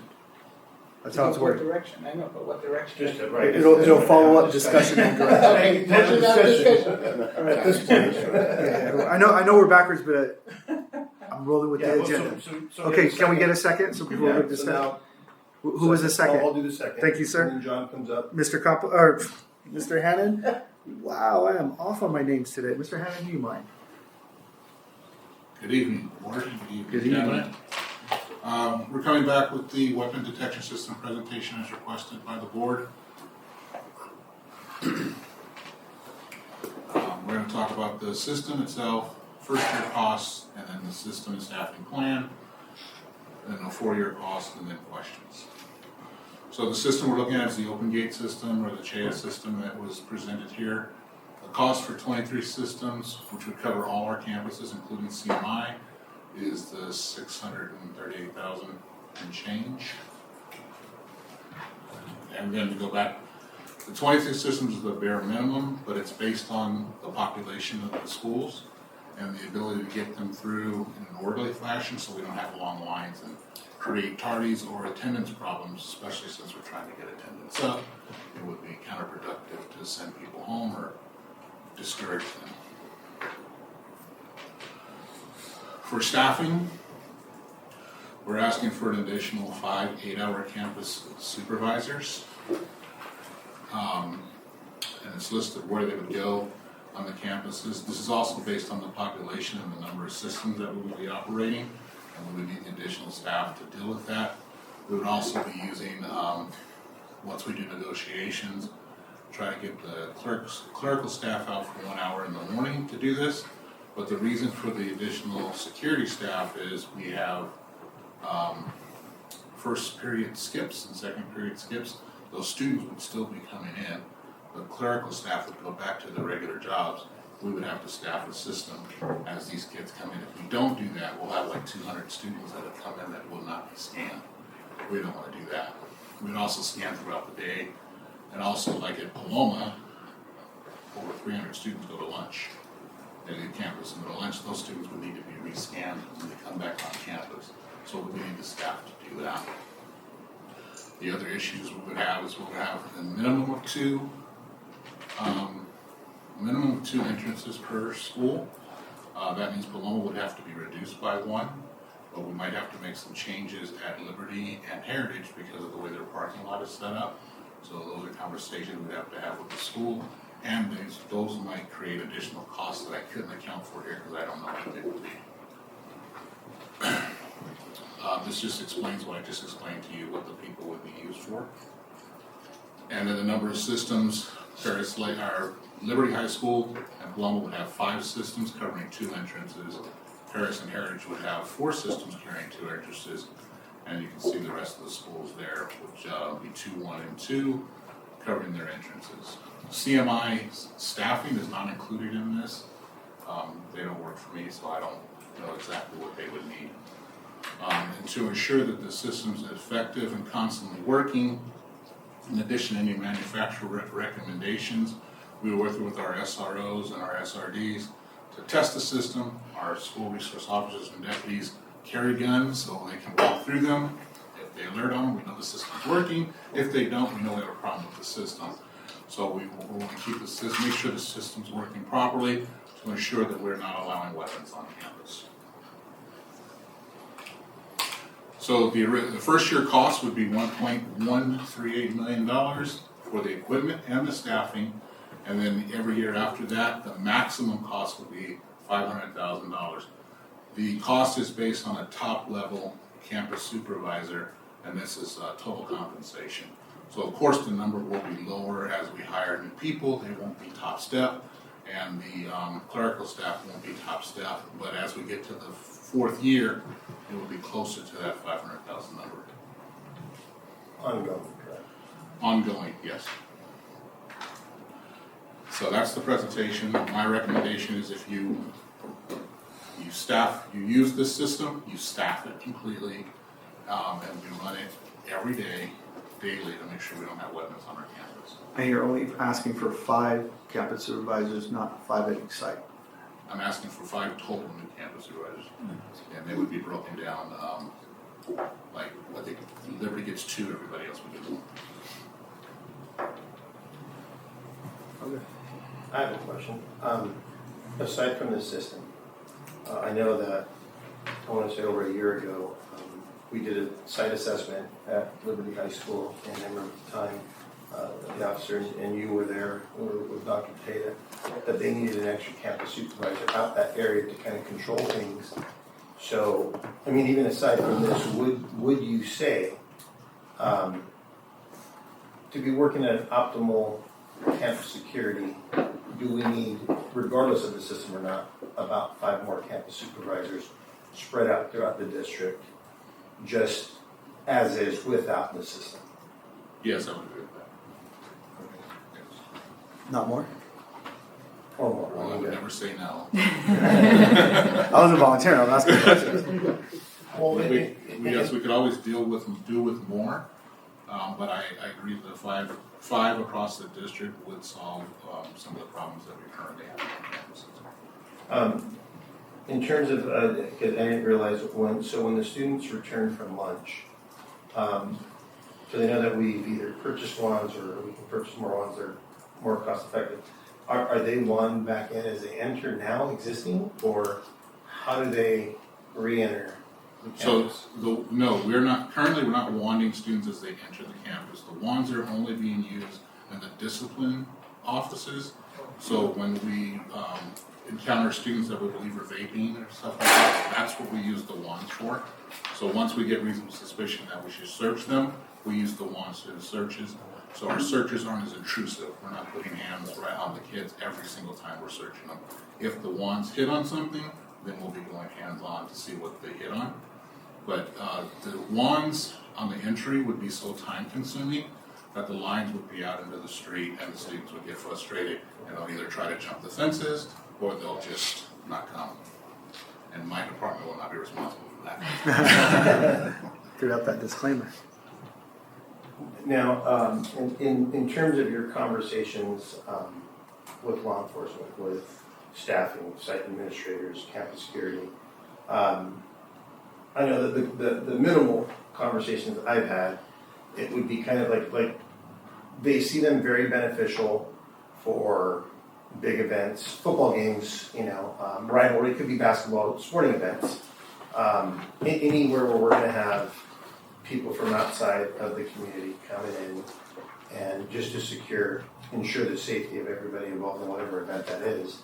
But I know that, there's also the feeling that, well, if someone wants to get a weapon, they're going to get a weapon in.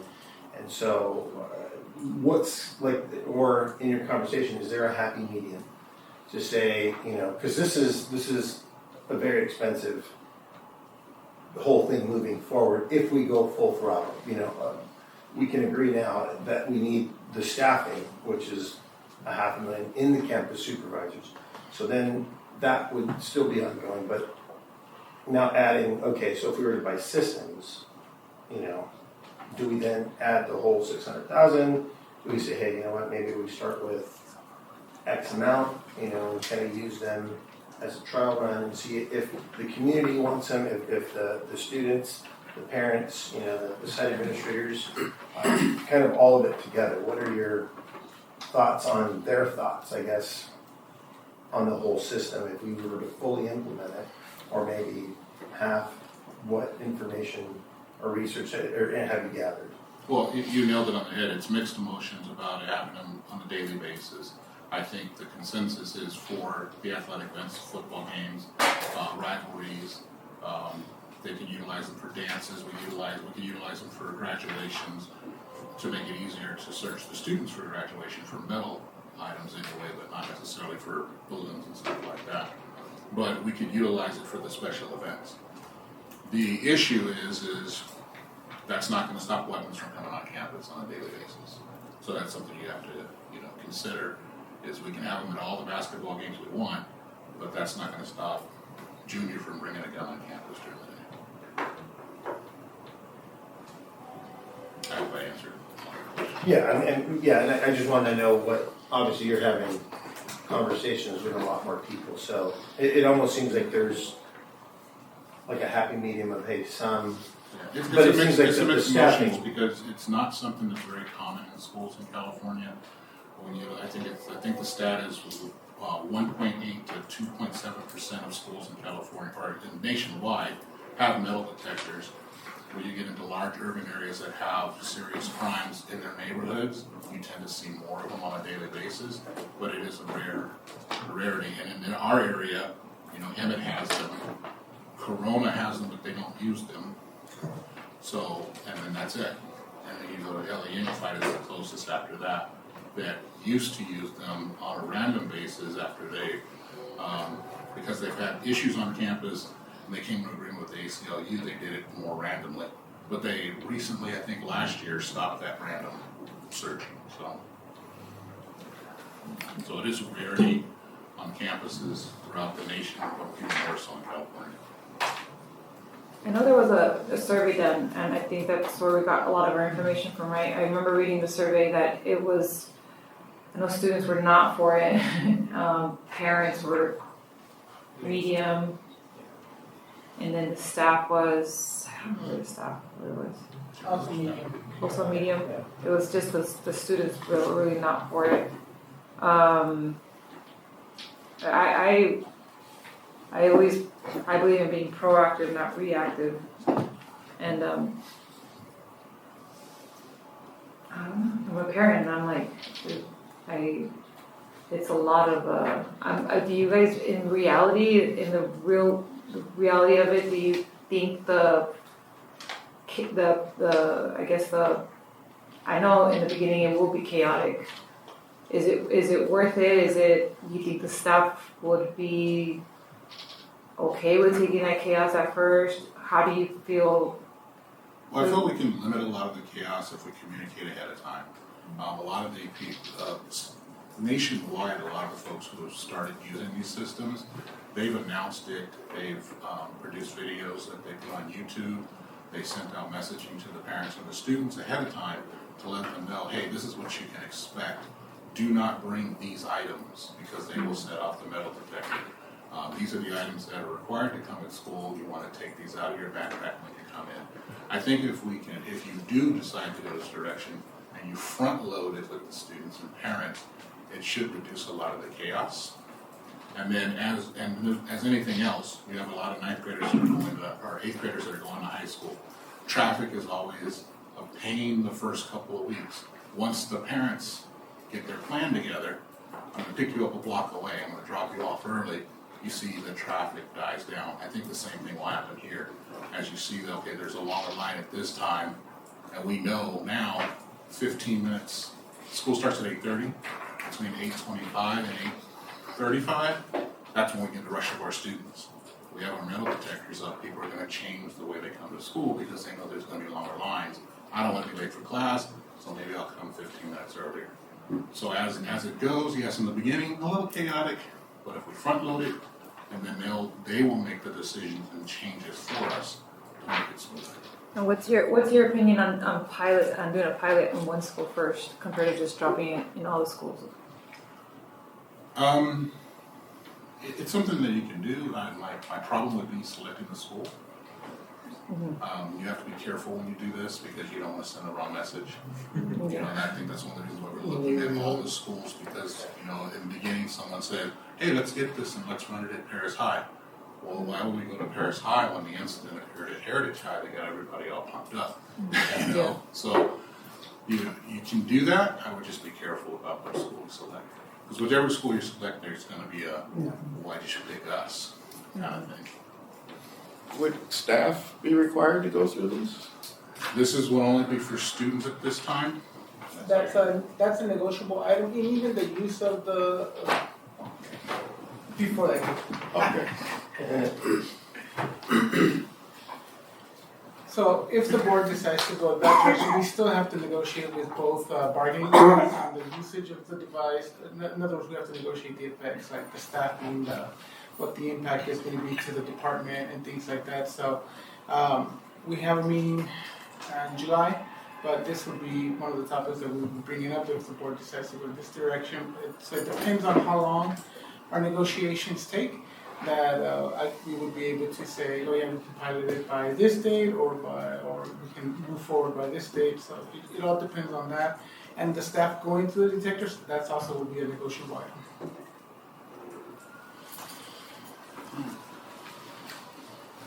Can we get Dr. Williams to weigh in on the budget?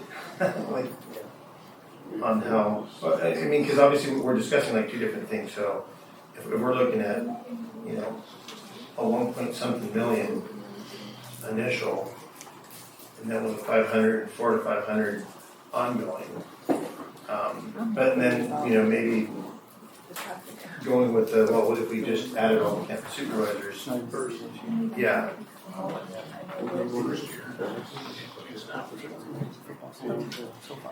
We have set aside $500,000 for next year. Understanding that the cost is going to be approximately 1.3 million, then we would just have to make the decision to add the additional dollars to make up that total amount. But there is 500,000 set aside in the 26-27 budget. So my assumption is if we're setting 500,000 aside, it would have to be for staff, because you can't have the systems without the staff. And so it would be an ongoing expense. So if it's, you know, put aside for 26, 27, we're going to have to put it aside for 27, 28. Then the question is, what do we do with the system? And do we go full bore and load the other 600,000 initial cost to have it everywhere, and then you can fully operate and implement. But at the same time, you know, if we just had the campus security increased, you know, okay. And the dollars we set aside was for the system.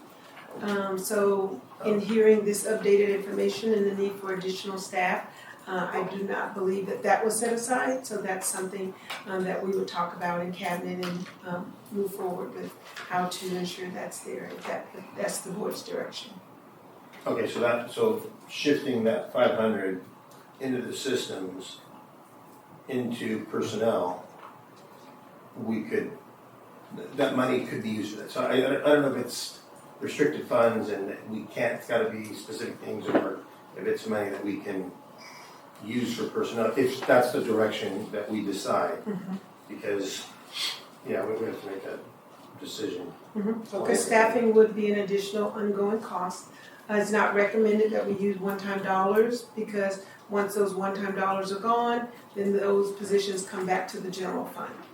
So I feel that, you know, the 500,000 that we have set aside, we'd have to make the decision on the additional 700,000 approximately, and which funding source we would use for that. So, and then another thing, as I'm thinking about it, we could possibly look at any restricted or one-time dollars for the system, and then using the set aside for staffing. And we can talk about that in cabinet and make that decision. well, and that was going to be my question, the money that was set aside, because I didn't even think about it, so thank you for bringing it up. If that was one-time use money, because then it's not ongoing, so then we have to find, but if it's designated as ongoing, and then that, obviously, that carves that path, and we have to figure out the initial. And if we put the system in the one-time, or if it looks like it's just one time, then we're fine there, and then we would just take on the expense of the staffing over time. What does that look like?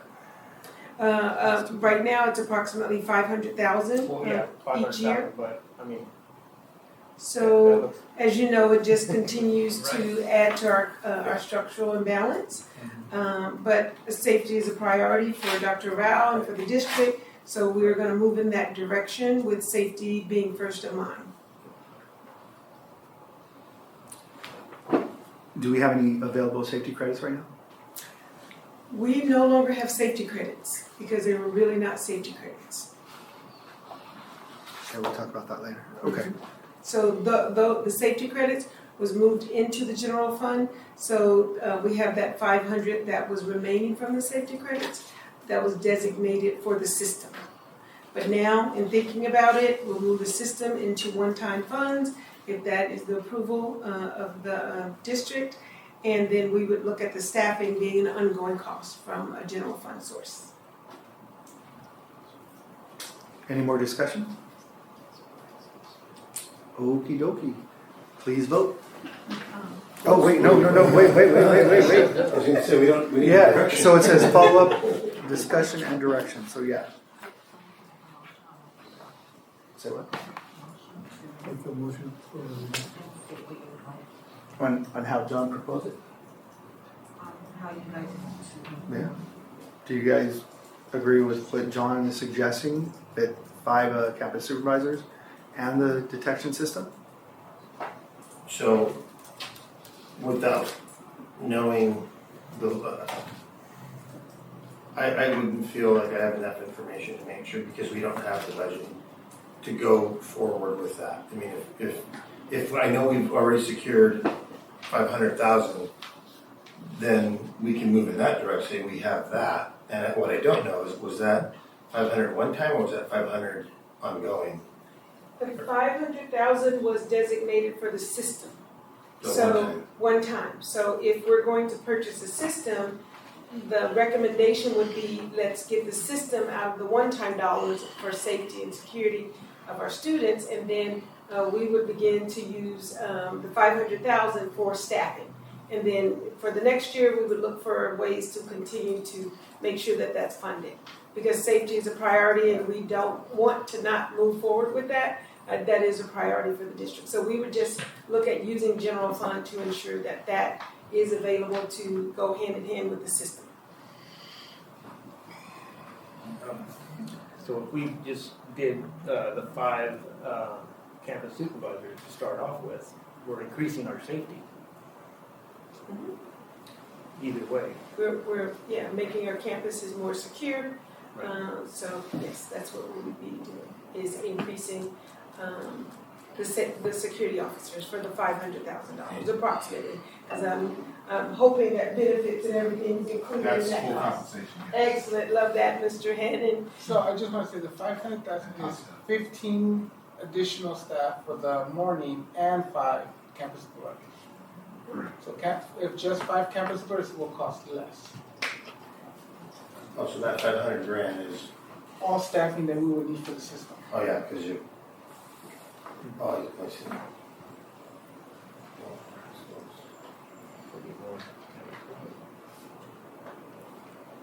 There was some other things attached to our security needs. Vests, maybe we talk about vests and handcuffs and pepper spray. Are those also part of this cost, or this is just standalone, we're just, This is the weapons, no, this is strictly the weapons detection system. okay, so, And the staffing cost for the 5 campus supervisors, that's the right up there on top of 308 to 360. right, and did we have a cost on our other stuff yet, that we were gonna, what, the vest and all that stuff that you had to get through? I guess MOUs or whatever, but, I mean, kind of projection? So that MOU to go to campus security was voted down by the association, so that will be coming back to negotiations. So we are not moving to campus security at this time. So it was a vest and everything. Okay.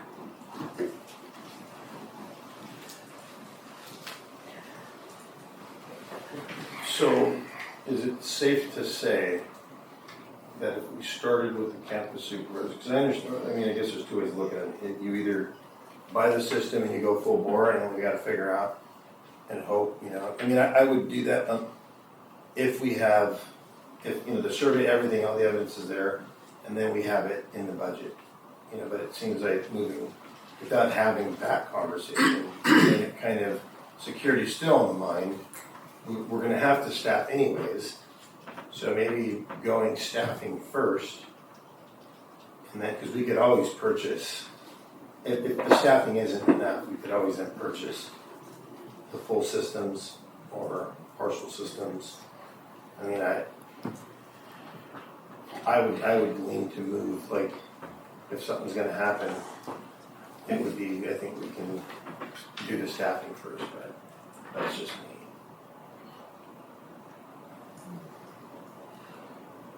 Yes, I would recommend that you if you do the staffing first, that would work, because you can't do the system without the staffing. Right. Norco learned that, now their system is sitting and collecting dust. And we don't want to do that, there's a lot of money to spend just to have it not being used. Could we buy it at a discount? Well, they're actually leasing it, so they're still wasting about $200,000. Well, Yeah, I like the fact that we get the staffing first, figure out how that works out, get them trained as well. Right. And then bring it back and look at the system, and see what the budget looks like. Well, the big cost would be the staffing, and then the weapon is just a one-time purchase. So if we're looking cost-wise, that's going the opposite direction. yeah, well, or go ahead, Chris. Yeah, I was looking into the cost, and I agree with Ms. Anaya. So we're looking at the 8 campus supervisors, the 5 campus supervisors for 8 hours. Each one is almost $400,000. Have we thought about, I remember at some middle schools, we have noon supervisors. They are there for 2 hours a day only. They help only during lunchtime. We are going to need, the majority of the heavy is in the morning, right, when the students are getting there. Yes and no. Yes, No. yes, the majority would be in the morning when the students are getting there. Yes. But you also have students, and I was speaking with Liberty, for example, after the morning comes and goes, they're still bringing in over 300 students throughout the day. Students that are leaving, coming back, coming in late because they have skips. So you run the risk of 300 people not being scanned. With these campus supervisors, they would be at that post at all time, or how would that work? So they would be available to post, so you would have a post that would be that scanning.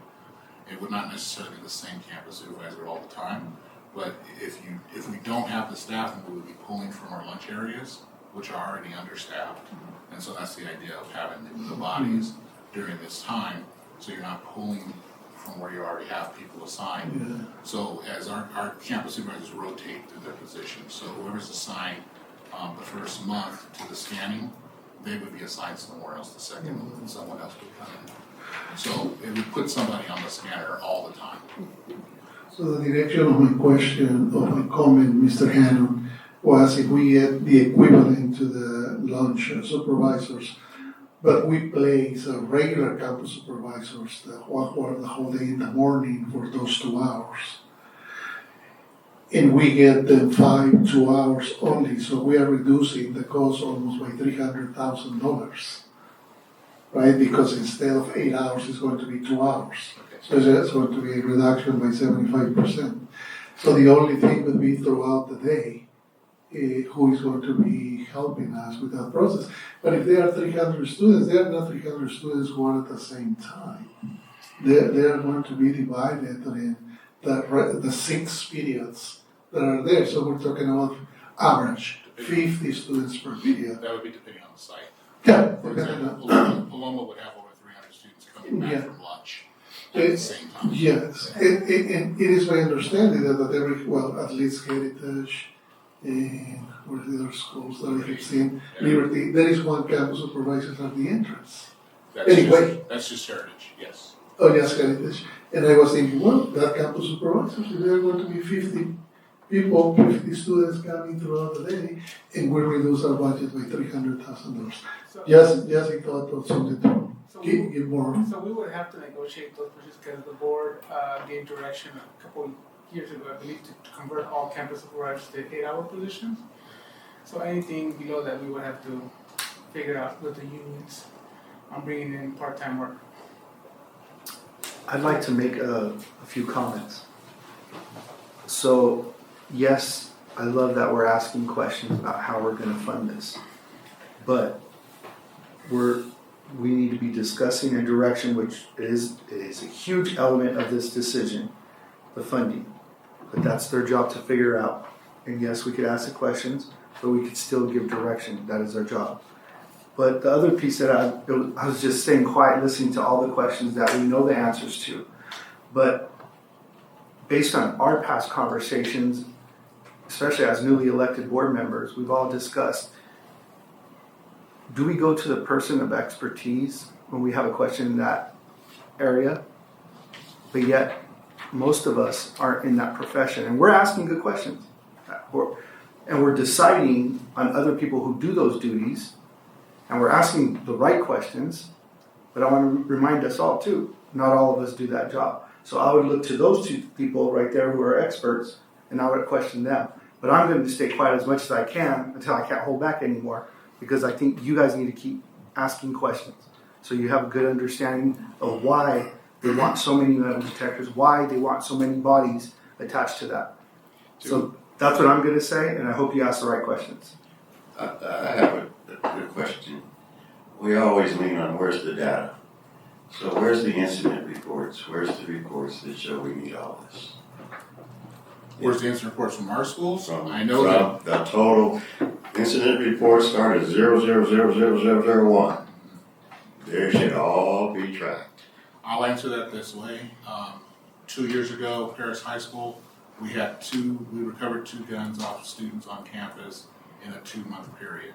Valverde had 2 guns on Orange Vista High School. No, that's not answering my question. Well, I'm trying, this is the way I'm answering. I don't want to hear it that way. Okay. I want to know, where are the incident reports? Do we have that data? Yeah, well, we can pull police reports. 1 or 2. I went to school in the city. Somebody got killed every year. Okay. That's what happens in the city. So the 1 or 2, I'm fine. I really want to support. But it seems like you're getting ahead of yourself here. I just found one thing is canceled. I'm not directly sure about the system you're purchasing because I haven't gone and gotten the training yet, which we're supposed to go get next month, to see are we ahead on AI, or are we behind? Are we buying some old clunker when we should be buying something better? Are we spending our money wisely? I know you need this, yes, I agree with this, but you have to have the data, and we got to find the money. And I want to answer your question. But not 1 or 2. I want to answer. No. So If you I'm give me a going to second, rebuttal you, if you give me Mr. a Stafford, second. real quick. I'm going to rebuttal you really quick because I think this is a very tricky subject because this is where we want to be proactive. And when we're asking for data, we're reacting. So that's something that I just want to throw in there too. And that was going to be my answer. The data you're asking for is a shot student or a student with a gun on campus. I don't want to present that data to the Board of Education, and I definitely don't want to have a conversation with a parent saying that you were standing in front of the board and you didn't advocate for this thing until my son was shot or until my daughter was shot. I mean, I get what you're saying about cities. Some cities are more dangerous than others, but what data are we looking for? A smoking gun? Incident reports. Well, can I add, so, and to Mr. Garcia, so I thought initially this was brought forward by the board to give to you to present. So you were just acting, in my opinion, you're acting on what we've asked. Now, when we asked, we didn't have information. We didn't have systems, we didn't have costs, we didn't have any of that. That has been presented to us.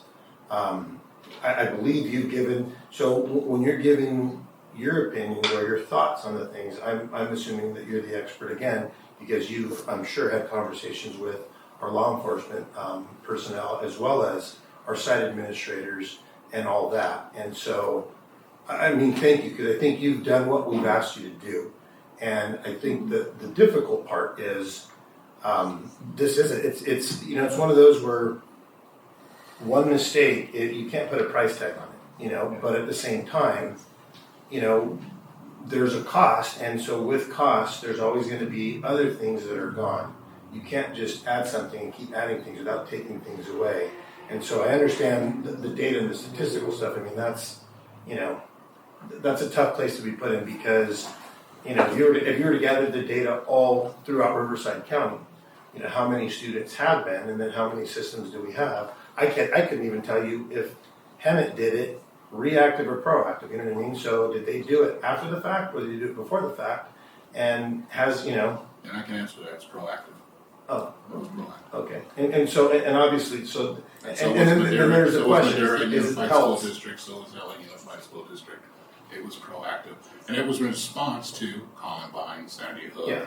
and all these other schools. Right.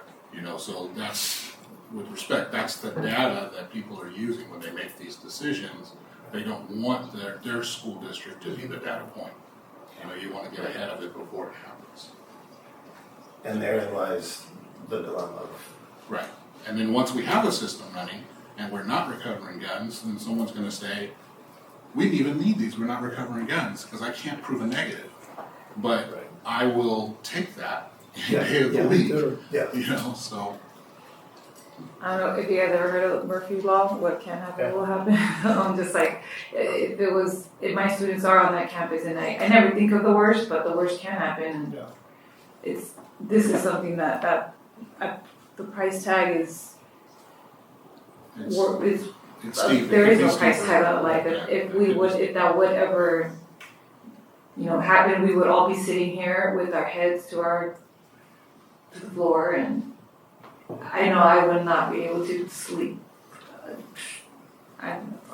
So there's a phrase out there, and Tony, you could definitely relate to this one. It's better to have a fire extinguisher and not need it than need it and not have it. True. And this is a very identical situation because we are talking about lives. But everything we do is based on The betterment of our community and our students. the data, the information. There's plenty of So data. in order to spend that amount of money you have to answer the questions. I think we could also put in perspective, like for example, when the computers rolled out, I'm sure it was a big cost, and then we just adjust, and then we just adjust, and then we just adjust, and Oh look, there's another expert walking in. It's the same thing as, they can go through the scanner, but they put the weapon or whatever they wanted to get across. Why don't you ask? That's one of the reasons why the staff is important. We have to keep the current staff that's out there, watching the perimeters and watching the gates, because the person who wants to bring a weapon on is not gonna walk to the metal detectors. They're gonna jump the fence, they're gonna hide something. And we need the people who are gonna be out there monitoring those gates and monitoring the bushes, looking for the knapsacks, and looking for stuff that might be hidden on campus. And that's why we need the additional bodies. So ironically, another expert walked in. I'm going to ask them to come up and answer you guys' questions. Mr. Phillips, we're talking about metal detectors right now. And if you don't mind, just don't expose our current protocols. But if they have questions regarding metal detectors, I hope you could add some input to other, I'm trying to stay neutral as possible. Please. Absolutely. Go for it. Well, first of all, he's his boss. Correct. So I've heard from him. Yeah. Or you're his boss. Yeah. So I've heard from him. Like I don't, it's not like I'm going to say something and I'm like, whoa, change my mind. Steve, we made comments about boots on the ground, and sometimes you have to ask boots on the ground what's going on and what they need. I completely understand that. I don't think that's proper to undercut John. I I believe what John is saying. I mean, both Johns. I would believe what you say, but I don't think it's proper to undercut Mr. Hannon with the subordinate just like that. That's not how I guess the one things. thing, so for me, you're staying silent, but you're the expert. We'll share your expertise so that we know where you're at, because what I don't want is to question what you're thinking, guess. I want to know exactly. I think I've laid out what I think. You know what I mean? And I'm crossed. I'm like, what I do know is we need the staff, regardless. So I know we need that $500,000 ongoing cost, because I've had conversations with people about just that we don't have enough campus security. So I'm firm there. I'm okay with the system but it's a cost, right? And if I recall, the systems are 10 years and then we renew them. I don't know if it's 10 or 20. I know there was a He refresh. says that the system will last 30 years. I don't. I know there was, he had Grain of mentioned a refresh, and that's kind of going back to Jamie's thing about, like, okay, I get it. And you may be thinking about the Evolve system too. We had 2 systems. No, it was Jay. I didn't want to say the names because last time I think we said names and we were supposed to say names, but it's in the presentation. And I understand exactly what Jamie's saying about, hey, this, we deal with it. We make something happen and we budget accordingly, and so I'm okay with that. I think everybody is fine, but you're sitting there and you're not saying anything. You're stroking and the expert will say it because We need to hear we need to hear it. Like, if we're gonna make a decision, I need to know what's on your mind. I know what's on Tony's mind pretty much. Chuck's, Jamie's spoken, I've spoken, but you're not speaking, and so. This is the time to do that because Steve, we have to give them direction. For clarity, I've talked to you numerous times about it, and nothing has changed. You know my input. You know where I stand. You know I'm on the ground on a daily basis. Nothing changes. I'm 100% in support of this because it's being proactive. Lives matter, and I will put my foot down to be proactive rather than reactive. And so I don't think I need to say anything. It justifies itself. And like I said, they'll figure out how to move money, one-time money, restricted dollars, non-restricted dollars, grants, all that good stuff. They'll figure that out. All we have to do is provide direction. That I understand. That's our role. That's all we have to do. And they'll present that to us, and we could approve it later on down the road. But right now, it's just talking about these elements. Well, yeah, and I think that's But that's just it. That's what we're talking about, and I respect everything you guys say. But the reason why I'm staying quiet is because we are very repetitive with the same information, but it's not going anywhere. You guys don't want to make a decision with the same questions in a different form. That's what I'm seeing, and that's why I'm quiet. Well, I think that's unfair because every time we've had the conversation, it's been a different conversation. The first one was the initial. This is the systems. Then there was the cost. So then that's brought forward, but there was additional costs that we had with staffing that we didn't anticipate just because we thought, hey, we just buy the system, $600,000, we're done. We didn't realize the other costs. So all I'm saying is every conversation we've had has been a valid conversation and has been a productive conversation. And all I'm saying is we probably need to have one more conversation on the fiscal piece of it. And I'm not saying no, I'm just saying, hey, we are responsible fiscally, and I understand. Shouldn't we say that? Can we have a conversation about the budget in regards to this and vote on this in the meantime? Because if that's what you're saying, you would have already said it. I know how you work, man. You say what's on your mind, and that's fine. I don't have a problem with that. But the goal is to give direction after discussion. Well, how about the direction? We just slow down. We go to the conference. Let's bring this up at the next meeting. We don't have trouble tabling much smaller items, so this is a big deal. It is a big deal. And how many times have we pushed it back? No, and I'm with still you. not satisfied, to tell you the truth. No, I understand. And definitely at the conference, you're going to see a lot more.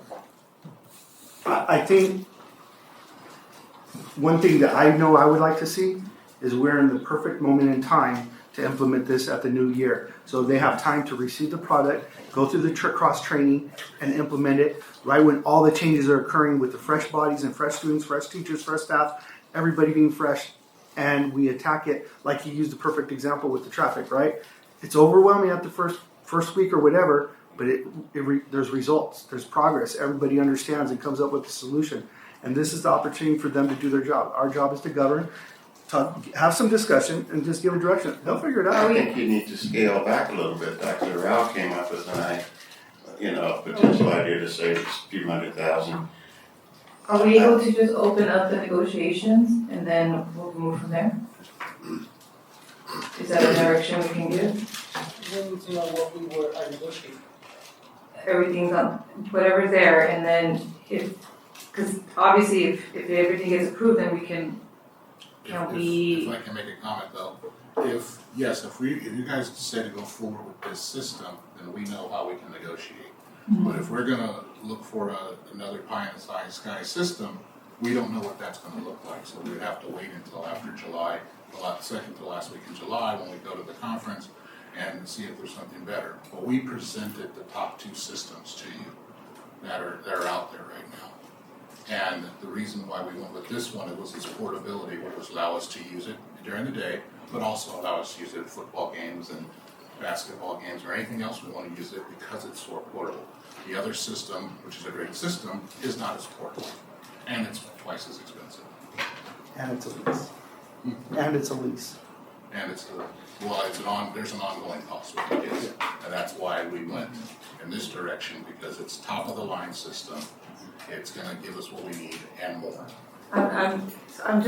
We're all in agreement that we need the extra security, and that's the highest cost. And the systems are a one-time cost. And I've seen a lot of numbers go through 1 year, and 500,000 doesn't seem to be too much compared to what I've seen in a year. And again, I'm not an expert in this, and I don't know numbers of this scale. So I'm trying to understand why we're fighting this so hard. If we for sure need the staffing and that's our biggest cost, and you guys are for the staffing, the one-time cost, I don't know why we're fighting it so hard. I just want to understand. Well, okay, so just to clarify, the 5 campus supervisors prior to that just has never come up. Mm-hmm. It's never been. It only came up with the system, because then the system required the personnel. So in hearing everything, that's why I had conversations in the past with people saying we lack campus security. We need more campus supervisors. But maybe it wasn't in the budget. Maybe previous CBO, they said it's not in the budget. We don't have the money, we don't have this, that, and the other. Which, okay, well, I understand. Otherwise, why haven't we made that move? I don't know, but we're short. I think the more and more I'm hearing the conversation, the way I look at it, and I'm with you on this, we could agree we need the staffing regardless. So I think that's a win, identifying that we need that extra staff. You know what I mean? I thought it was at first at just Liberty and maybe another, but it's probably district-wide. Now, you're absolutely correct. It's a one-time fee. Worst come to worst, we pay it, we bite the bullet, we go into some deficit spending. We find out we're Corona or whoever else, well, maybe we don't need it. We ended up doing it, and it didn't hurt us. You know what I mean? And if, let's just say the community it's an uproar, we've spent the cash. Yeah, I mean, if then they want us to remove it and shelve it and let it collect dust, and that's, or another board decides, hey, you know what, that's making the schools look, something that they're not, and, we're going to push them outside, fine. Expense, now that you look at it, then it only cost us $650. And it's okay if that, and I shouldn't even say it this way, but let's just say if that was a mistake in expense that it didn't pan out, it's like, we've made other mistakes. We're probably cost us more. It could be different things, but we're going to keep the staffing. So I'm okay with it. You know what I mean? Like I'm okay with that. And then the ball now gets kicked into her court, and hey, figure it out. But then when she presents deficits and cuts, we can't complain. Yeah. We can't complain and say, well, why is that going away? Why are we not doing that? Well, but the kids, the students, it's like, hey, we're with it. You know what I mean? Like, so, and as long as that's understood, you know what I mean? I'm okay with it. Like, and at the end of the day, it's our decision, but then if it doesn't work out for whatever reason financially and other things go, it's our decision, our fault, or our successes. So I'm okay with it. You know what I mean? Okay, on that note, I'd like to make a motion or an amendment to 15.23, since it was unclear if it was a motion or a direction. But I'd like to make a motion to purchase the weapons detection system in addition to 5 campus supervisor positions to support the implementation and operation at all the school sites. Is there a second? Second. And Trustee Anaya? Can I get one clarification on that motion? Does that include all the staffing that's required? Yes. No, Okay, because I only heard. no, I said 5 campus supervisors. Yeah, that's what I'm asking, because Well- we need more than 5 campus. Do you guys want to make an amendment and add everything that he's requesting? Because if that's the case, I could reword my motion. I would go that way. So pretty much with Because if John's we're gonna do it- recommendation. If we're gonna do it, do it right. We're all in. Yeah, you know, if we're gonna do it, All yeah, that it's debate all just that, so, at this Okay. point. Okay, I'd like to rescind my original motion and make a motion to accept Mr. Hannon's proposal of 5 8-hour campus supervisors, or excuse me, it says 5 campus security. Am I 5 right? 8-hour campus supervisors. 5 8-hour campus supervisors. One, covering all the staff, 15 1-hour clerical support. What else am I missing? That's all. And that's all. So that covers everything? The system and that, yes, that's it. Okay. Is there a second? Before I second, this is your baby, Mr. Hannon. Take care of it. Is there a second? Count on Trustee Anaya seconds it. I'm gonna call for the vote. I'll read it real quick before you. Yes, go ahead.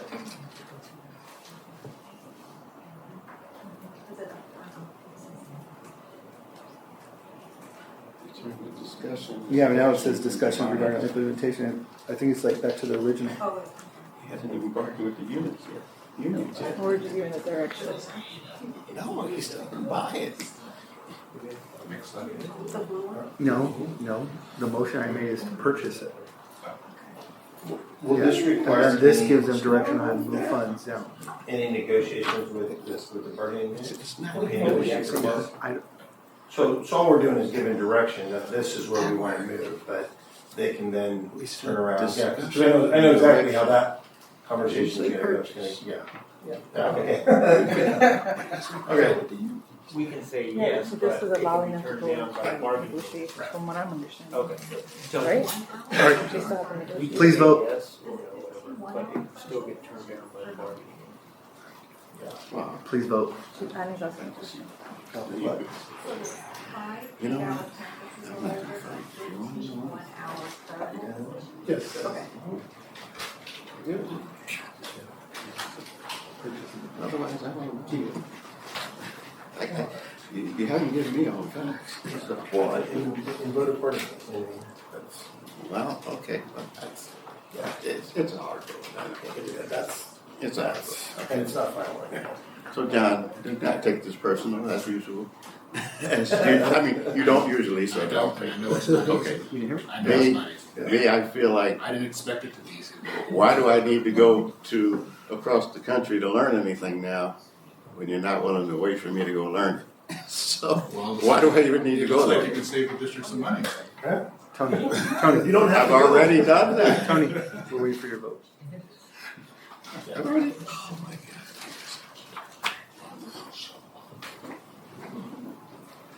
15.23, 1 nay, or 1 opposed, and 4 in favor. Thank you. Thank you. 16.1 curriculum, approval of the 26-27 local control accountability plan, local indicators, self-reflection results. 16.2 revised college prep elective dual enrollment course Psych C1000 Introduction to Psychology, formerly known as Intro to Psychology DE Psych 101, pending A through G approval. 16.3 revised college prep elective dual enrollment course title Psych C1000 Introduction to Psychology, formerly known as Intro to Psychology DE Psych 101. 16.4 revised English course Creative Writing meets A through G requirement B. 16.5 curriculum revised English dual enrollment course English C1000 Academic Reading and Writing, formerly known as College Freshman Comp, pending A through G approval. 16.6 curriculum revised English dual enrollment course English ENGL C1001 Critical Thinking and Writing, formerly known as Critical Thinking and Writing, pending A through G approval.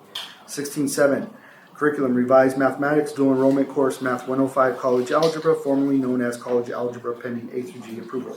16.8 revised Mathematics dual enrollment course Math 110 Pre-Calculus, formerly known as Pre-Calculus, pending A through G approval. 16.9 revised Physical Education course Fitness Walking does not meet A through G requirements. 16.10 curriculum New College Prep elective course ASB Renaissance, pending A through G approval.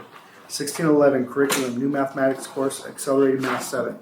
1612, curriculum, new mathematics dual enrollment course, math 1402, DE, pending A through G approval. 1613, new mathematics dual enrollment course, math 1403, DE, pending A through G approval.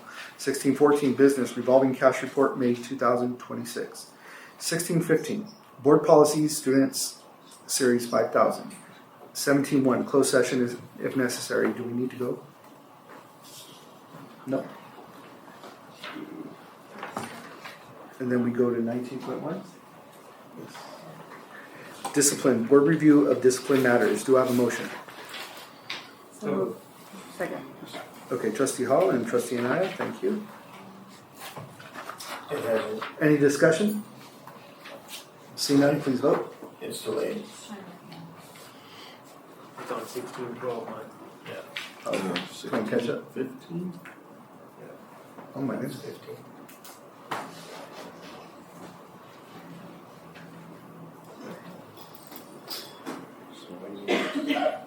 Should we take a break till it catches up? Here we go. No, it's Yeah, I called for the vote. The motion was Trustee Hall and then Trustee Anaya.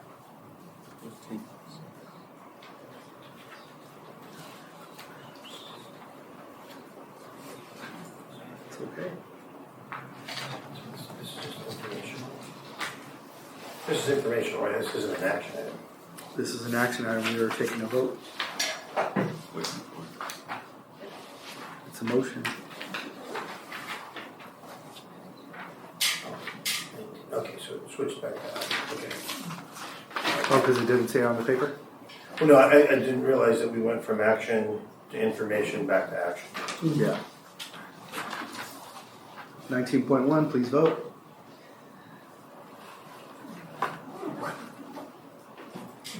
That's 19.1 passes 5-0. 19.2, discipline, reinstatement of student discipline matters. Do I have a motion? so moved. Trustee Hall? Sorry? Trustee Stafford? Any discussion? Seeing none, please vote.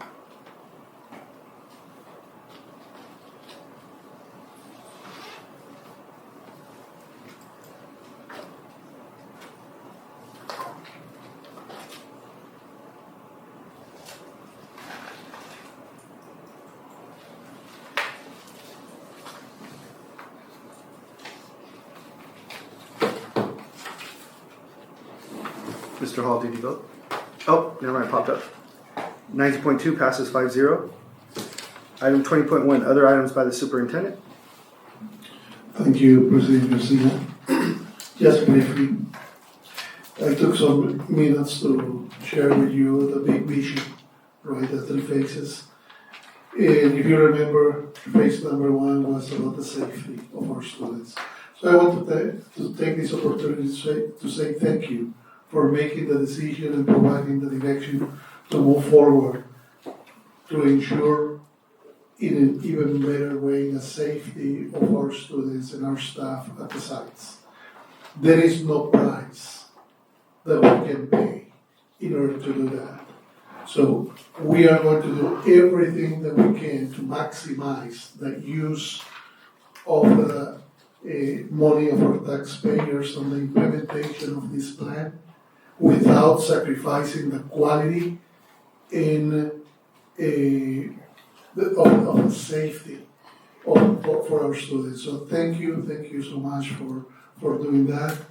And we are going to move forward, and I think based on the results of the survey, our community wanted it to some degree. And the reason that I'm saying thank you so much is because we don't want to wait until something happens. Because I assure you something happened the next day, we were going to be here seeing what we want to do to ensure the safety of our students. Guess what? It will happen too late. So thank you for being proactive. Thank you. Item 21.1, other items by the Board of Trustees. Trustee Campos.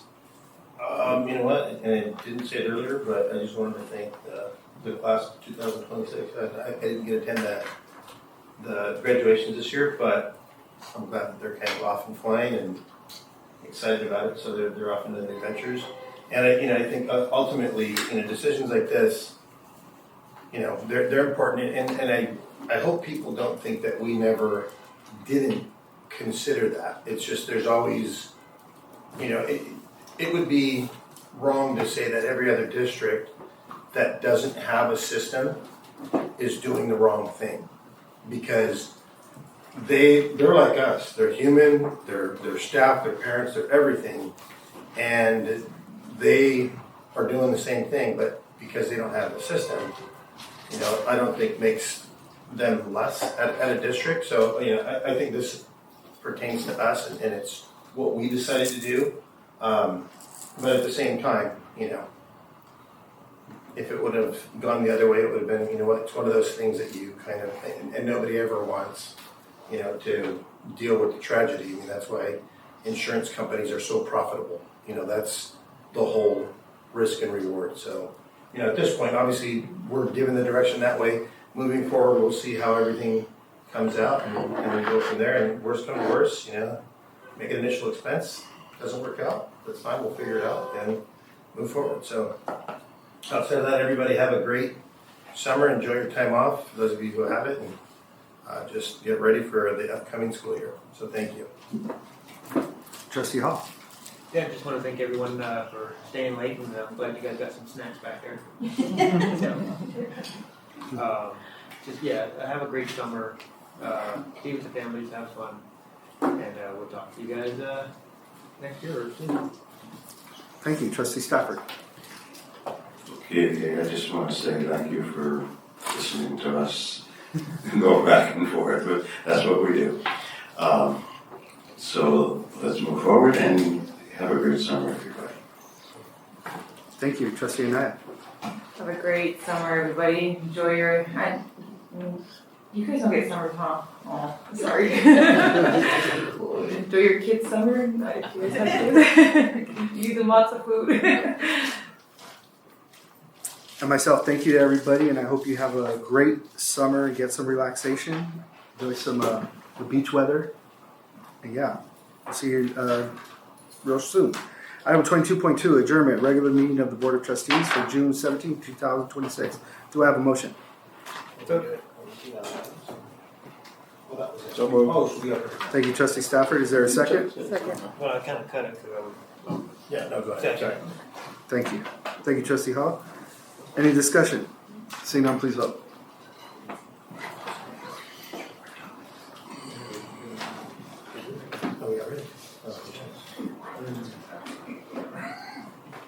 Item 22.2 passes 5-0, and this meeting is adjourned at 8:31 p.m. Good night, everyone.